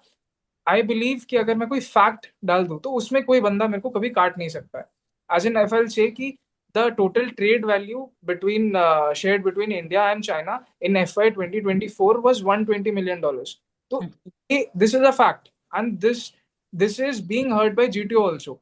इस चीज Right. को ना तुम्हारा कोई तुम्हारे फेलो जो मेट्स वहां बैठे हैं वो भी काटेंगे नहीं, एंड दे विल। ये जो चीज होती है फैक्ट्स एंड एग्जाम्पल्स, ये अल्टीमेटली आपकी GDO काफी ज्यादा वो एनहांस कर देता है, काफी ज्यादा इंटरेस्टिंग और इंटरेस्टिंग बना देता है कि अच्छा ये हुआ था। And one trick, I wouldn't say to do this, but मेरा सबकॉन्शियसली ऐसा रहता था कि GTO थोड़ा आपको सेल्फिश वहां पे बनना पड़ेगा। इट्स नॉट completely अबाउट कि जैसे PGT में भी I try to avoid being the last guy who is always you being the man power जो वहां पे जो होता है, Right. वो जो क्रॉस करने का। तो कोई बहुत सारे लोग ऐसे होते हैं वो वहां पे बन जाते हैं, एंड देन फिर दे थिंक कि मैंने हेल्प कर दी सबकी, and then I will showcase my helping nature, and then सब आगे चल जाएंगे। I completely disagree. वो मेरा पर्सनल वो रहता है कि नहीं, मेरे को भाई तू वहां पे रहे, तू हेल्प कर, लेकिन आई विल गो अहेड। मैं आगे से जाके पीछे तुम कितनी भी हेल्प करो कि यार डू दिस डू दैट, तो दैट इज ऑल ओके। क्योंकि पर्सनली मेरे साथ जैसे अभी रोहित वाले में क्या हुआ था, हम साथ में थे, and I was the first guy standing in front of the group. तो इस लाइन पे सबसे यहाँ पे था मैं, and the entire structure was this side, और सारा इक्विपमेंट्स भी जितने भी हेल्पिंग मटेरियल सब इस साइड थे। तो मेरे हाथ में ना मेरे सामने ना मेरे साइड तक कोई रेंज तक कुछ भी नहीं आ रहा था। But trust me, when he said कि स्टार्ट, उसके 3 सेकंड तक I was the me and Rohit were the only two guys who were ahead. तो मेरे को पता था कि यार मेरे को कैसे जाना है, मेरे को कहाँ से, if you take something out, कि अगर मैंने बल्ला फटी कुछ भी पकड़ लिया तो मेरे को पता है कि मैं। And one more thing as Saurabh से, कि कभी भी शांत नहीं बैठे रहना है। GTO, entire GTO is about your कितना तुम क्या दिखा रहे हो, क्या बिहेव कर रहे हो वहां पे। कभी भी तुम्हें स्टैटिक रहना ही रही नहीं है, कुछ भी हो जाए। इसलिए that is also one of the more reasons की जो हमारे वहाँ पे इंस्ट्रक्टर्स होते हैं वो बोलते हैं कि कीप ऑन रनिंग या फिर कीप ऑन वॉकिंग, कोई भी खाली नहीं दिखेगा। तो अगर आप पीछे भी हो तो कीप ऑन गिविंग आइडियाज, आगे भी चले गए हो then also you can not just stay put, you have to keep on doing something. अगर तुम्हें आइडियाज, क्योंकि मेरे साथ भी ऐसा हुआ है, मैं रोहित के साथ आगे था, but what I did was again diplomacy वहां पे भी काम आएगी। क्योंकि मुझे पता है रोहित ने वहां पे आइडिया लगा दिया, प्लान रख दिया उसने। अब आई वाज लाइक यार ये तूने क्यों कर दिया, ये आइडिया तो मुझे दिया, अब मैं क्या बोलूं। अगर उसने प्लान रख दिया and that was the only solution, I will that thing कि yes this will provide counter support, yes this will this करके, क्योंकि एंगेज वहां पे रहना है। अब उसने सीधा प्लान रख के आइडिया दे दिया, बट मैं सेम चीज बोलूंगा जो उसने नहीं बोली, डायरेक्ट करके दिखाई। अब मैं उसको बोल के बताऊंगा yes this will provide counter support, ये आगे थोड़ा सा स्टेबिलिटी के लिए काम आ जाएगा, and then we can you put the rope and we can go ahead, and ये वो करके। तो वो थोड़ा मेरा ज्यादा active participation, that is just hoax. वहां पे ये थोड़ा ड्रामा हो जाएगा, but you have to do this, ये करना पड़ता है वहां पे, वहां Right. आगे करने के लिए। सेम थिंग मैंने यही किया है। एंड GD में भी लाइक बार बार examples facts and everything I have tried to give जितना ज्यादा हो सके। सेल्फिश नेचर वहां पे मैंने थोड़ा दिखाया है, क्योंकि मेरे साइड में एक he was also very intelligent guy, and वो जो था काफी काफी भयंकर GD हो रही थी हमारे बीच में। कोई किसी का क्या बोल रहा है कुछ स्वयं दे रहा था, एंड मैं भी बोल रहा था, एंड वो मेरे जस्ट साइड में बैठा था। तो उसने एक अच्छा पॉइंट दे दिया। The topic was, if I remember about, was drones, UAV and drones वाला टॉपिक था। तो उसमें ही सेड कि रशिया यूक्रेन वॉर, उसने बोल दिया। तब मेरे दिमाग पे उसकी बात किसी ने भी नहीं सुनी वहां पे, क्योंकि इतना ज्यादा भसड़ हो रहा था। He was kind of timid guy जो बहुत धीरे बोल रहा था। तो मैंने वो सुन लिया, and then I took that chance. मैंने उसी चीज को और थोड़ा वो करके बोल दिया that operation spider was held by ये अपना यूक्रेन, जिसमें उन्होंने कंप्लीटली ड्रोन्स के यूज से पूरा अटैक वो किया था, एंड एवरीथिंग वाज डन। तो उस चीज में मेरा थोड़ा वो ग्लोरीफाई होके दिख गया। एंड फिर again then that was a fact. फिर यूएवी वाले चीज में मैंने ये भी डाल दिया कि वी टेक क्या बोलते हैं, we are using UAVs in ISR, I intelligence surveillance and reconnaissance. उसके बाद हम इसराइल से कौन कौन से लेते हैं, आई हिरॉन, आई सर्चर, ये सब। तो ये छोटी छोटी चीज बहुत ज्यादा इंपॉर्टेंट हो जाती है लेक्चरेट का, जैसे मैंने बता दिया था। एंड जीपीई में मेरे साथ एक फन इंसिडेंट बस यही हुआ था कि देयर वाज अ गाय जो लास्ट में उसकी द थिंग वाज कि लास्ट में भैंस घूम गई थी। तो द गाय उसने बोला कि पहली priority I will save the buffalo. I was like यार हम सब अब उसको क्या बोले, किस तरह से मनाए कि नहीं यार this can not be done यार, पहले एक इंजर्ड पर्सन है। देन ही वाज लाइक कि नहीं you guys are not thinking about animal welfare करके भी एक चीज होती है, and if he is lost तो यू हैव टू सर्च उसको पहले, बाद में उसको कुछ हो जाए। And that was a funny incident. We all tried to laugh इतना ज्यादा, बट क्या करें उसको कैसे समझाए। फिर बाद में पता चला कि ही हैड अ वो उस बैकग्राउंड से वो उसके मतलब उसके घर पे दूध वगैरह बेचता था, तो दैट्स थोड़ा कनेक्शन था।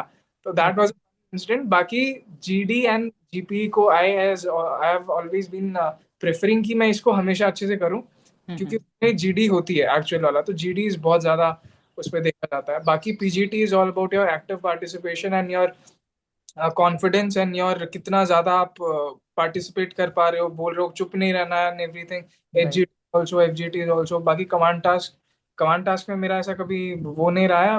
आई हैव डन गुड। मुझे नहीं पता उसमें कितना ज्यादा देखा जाता है, बट बाकी चीजों में यू हैव टू डू अच्छे से। इन सब चीजों दे आर जस्ट देखा जाता है कि कितना वो है या नहीं, बट बाकी पहले की चीजें are comparatively. I'll just add two things here. Just to initial task होते हैं, group is also observing you along with the GTO, so that is the time you can make your repo.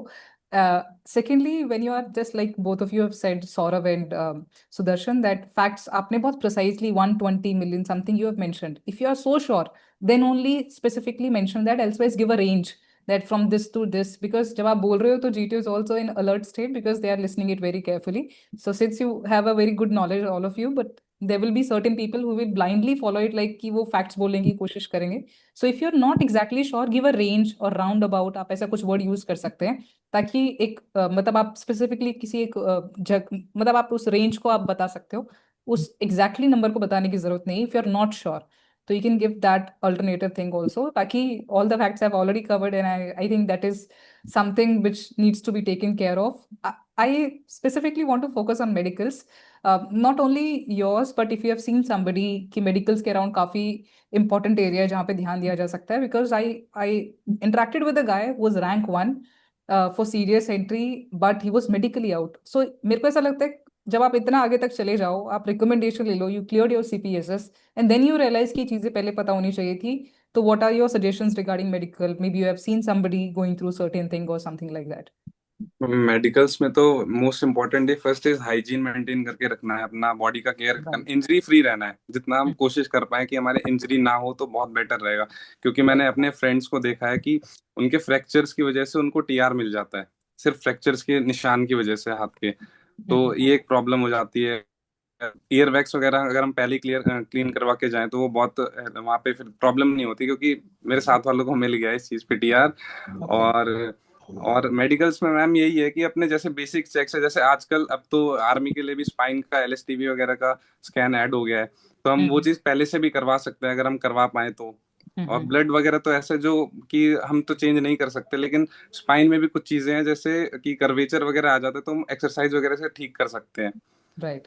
तो ऐसे And जो चीज cure हो सकती and है like उसके लिए हम two पहले things, से like करवा you should check your knock knees and flat feet. If you are having those, then these two things are curable.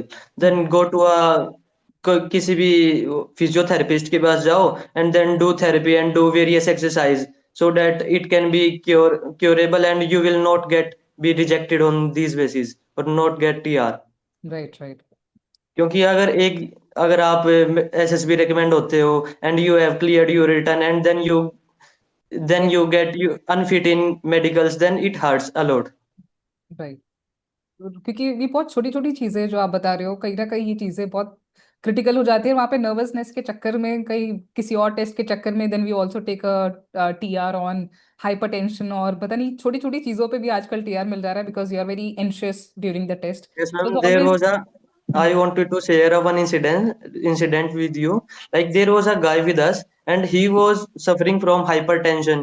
Like उसको बता दिया भाई तेरा बीपी जो है वो ज्यादा जा रहा है. Then his blood pressure crosses more. तो उसका और ज्यादा बढ़ गया. तो फिर दोबारा मेजर किया तो उसका फिर बढ़ गया. And he was like कि भाई अब तो मैं अनफिट हो जाऊंगा। देन फिर उसको बताया गया कि थोड़ा सांस ले लो, ऐसा कुछ नहीं होगा, कि रिलैक्स फील हो जाओ, कि इस बेसिस पे आप परमानेंटली आउट नहीं होगे, लेकिन आपका ठीक हो जाएगा। Then he take a breath and rest for 30 minute, then he got cleared. I'm talking about my medicals. मैं 2 बार एफकैट से रिकमेंड हो चुका हूँ ऑलरेडी, एंड दोनों बार मैं मेडिकल आउट हो चुका हूँ.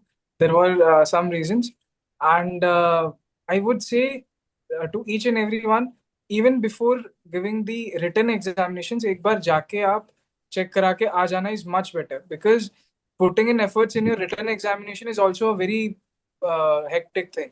उसके बाद अगर कंपेरेटिवली 8-9 लाख लोगों से आप सिलेक्ट होके 2-3 हजार 5 हजार में आ रहे हो, then that's a very big achievement. तो उससे भी अगर आप एसएसबी में जा रहे हो फिर मेडिकल्स जा रहे हो, देन बहुत लंबा प्रोसेस होने वाला है उस तक. फिर अगर आप अचानक से medical, I still remember when I got medically out, I was like, I cried for an entire day, because यार ये क्या हो गया अचानक से कि इतना सब कुछ करके आया, and then everything went like in a fraction of second. तो ऐसा, और था भी ऐसा चीज जो मेरे को कभी पता नहीं था कि मेरे को है. तो there are certain things that you have, that you can take care of. जैसे आज my mates have said already कि अगर नॉकनीज है कुछ है तो they are curable. Blood you can not change your, if you have, अगर आपका स्टोन्स वगैरह वो भी थोड़ा अभी तो परमानेंट में आ गया है, but you can get it cured. बाकी जो भी इशू है, नॉर्मल इशू है, आप हमेशा जाके किसी भी डॉक्टर के पास जाके उनको आर्मी स्टैंडर्ड्स अगर आप बता दोगे, या फिर अपना जो आती रहती है नोटिफिकेशन में भी, तो उसको जाके कर लोगे, get a entire body checkup, तो उसमें that will be very beneficial. कि मेरे को, I have seen such friends जिनको मेडिकल के दिन पता चलता है कि दे हैव कैंसर. तो इवन दे आर लाइक कि यार ये क्या चीज हो रही है हमारे साथ. तो this is something as serious as the entire SSB process. तो वो चीज एक बार देखनी चाहिए, I guess. I did a podcast with a guy who was recommended for serious AFA. Seat इतनी कम है, 32 सीट होती थी उस टाइम पे, एंड टोटली रिकमेंडेशन 20 के आसपास हुए थे. तो it's a very big achievement for that thing.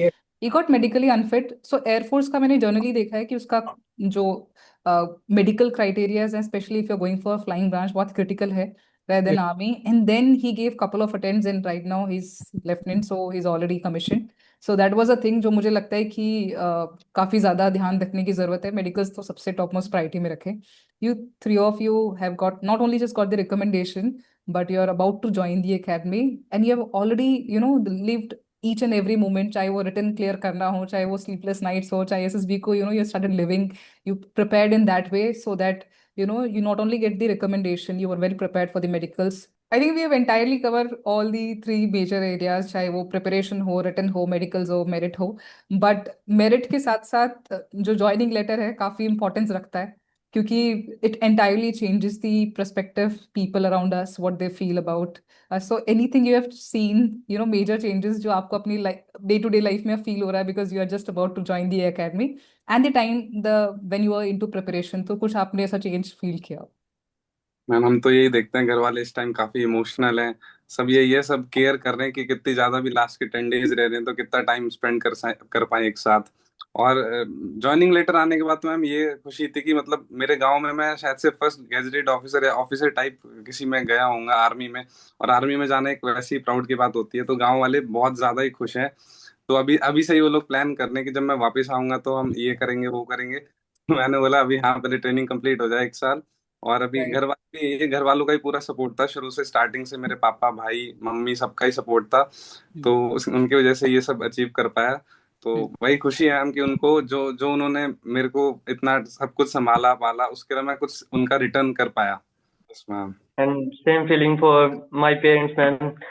Thank you to my parents, my family members, and to all my teachers who helped me to getting this. Like respect, आपको respect भी फिर if you get your joining letter, all your emotions, your efforts, your family's efforts, your parents' efforts were on a same paper, on a Right. single. Oh, there was a meme like a single sheet of paper cannot decide your future, but this single sheet of paper can decide your future. Right. And respect भी ma'am इतनी ज्यादा मिलने लग जाती है, and फिर school वाले बुलाते हैं, एंड देन कॉलेज वाले, तो बहुत अलग ही फीलिंग आती है, और पेरेंट्स को भी प्राउड फील होता है कि हमारा बच्चा अभी पूरी एंटायर फैमिली में अभी लेफ्टिनेंट बनने जा रहा है, and that was a great feeling. मैं तो बताऊंगा because I have seen being screened out, I have seen documents out, मैं मेरिट आउट भी हुआ हूँ, मेडिकल आउट भी हुआ हूँ, कॉन्फ्रेंस आउट भी हुआ हूँ। तो ultimately when I am joining academy it's like totally out of the world वाला एक है, which I cannot describe it in words for sure. And but ऐसा कुछ नहीं था कि पहले मैं family didn't used to treat me well and अचानक से वो हो गया। बट पहले भी मम्मी रोज सुबह उठाती थी, क्योंकि when you put on efforts, I had sleepless nights entirely when I was preparing for my written examination, because I was preparing बहुत ज्यादा tough, as I said कि मैं यूपीएससी सीएससी के लिए वो कर रहा था। तो it's not at all easy हर दिन उठ के सेम पढ़ना कि इंडस की ये ट्रिब्यूटरीज है, फिर अगेन सेम पढ़ो सुबह उठ के, वो चेंज होने नहीं वाला, फिर अगेन सेम चीज पढ़ो, that is completely hectic. Right. तो एक आई वुड से कि घर वालों का बहुत सपोर्ट था मेरे पास, and I am more than just thankful to my parents, my friends, my teachers, my mentors, and everyone who has been equally putting in efforts in my entire life. And पहले तो like बचपन में I had that thing कि since जब भी हम cantt में घूमते थे, पापा को this is a fun incident I would say कि मैं हमेशा पापा को बोलता था, पापा वुड से कि तू भी ऑफिसर बनेगा, एंड आई वाज लाइक कि नहीं पापा, काले लोग ऑफिसर नहीं बनते, मैं नॉर्मल कोई इंसान बनूंगा, या फिर मैं भर्ती। Actually I have given 7 rallies also, normal army भर्ती भी दी है मैंने उसको, just to make sure my physical standards and stuff. I have 7 call letters also. तो एक ऐसा रहता था कि इतने, फिर लोग मुझे ये भी बोलते थे कि तू इतने चांसेस छोड़ छोड़ के आ रहा है, फिर मैंने वो किया। अभी जब फाइनली आई एम गोइंग, तो it's kind of I can not describe it in words, but yes, बहुत ज्यादा अच्छा फीलिंग है। So I am definitely enjoying this moment to my fullest right now. Mummy is बहुत ज्यादा, everyone is kind of बहुत ज्यादा proud, and there like कि अभी घर से बाहर मत निकलना, कुछ हो जाएगा तो ये कैसे अकेडमी जाएगा। Everyone is equally excited also, कि जैसे सौरभ ने बताया गांव में लाइक मेरे my father was the first army guy in my entire village. I will be the first officer in the entire village, क्योंकि my brother is also an Agniveer right now. So I would break that पूरा hereditary जो एक हमारा वो रहा था, and I will come up with something which which is a dream for the others. That is the thing. So that not just your families, but I'll say ki I'm so proud of you recording this session, and I'm so grateful that I mean we are doing it apart from so much of documentation, so much of traveling here there. So मुझे ऐसा लगता है कि जो आप लोगों ने भी टाइम दिया, and we already have a great discussion a day prior for this recording. So उस चीज के लिए भी टाइम निकाला, तो I feel like not only me but all the people who are watching it, I really want you to show love in the comment section what you really want to give good wishes to 3 of the champions. And I must say that इसके पीछे आप लोगों का तो struggle है ही, but जो family ने जितना सेक्रीफाइस किया है वो बहुत क्लोजली आपको डे टू डे लाइफ में ऑब्जर्व करते हैं। एंड उस पूरी जर्नी में कहीं ना कहीं जब परेशान भी हम हो रहे होते हैं, तो वो they become the motivation for the next year. नहीं नहीं कुछ नहीं है तो कर लेगा। तो वो भी एक छोटी छोटी चीजें जो फैक्टर्स होते हैं बहुत कॉन्ट्रीब्यूट करते हैं। We have come to an end and I am so happy कि ये कहीं ना कहीं मेरे चैनल पे ये वीडियो डॉक्यूमेंट होगा और वो कहीं ना कहीं हमेशा रहेगा।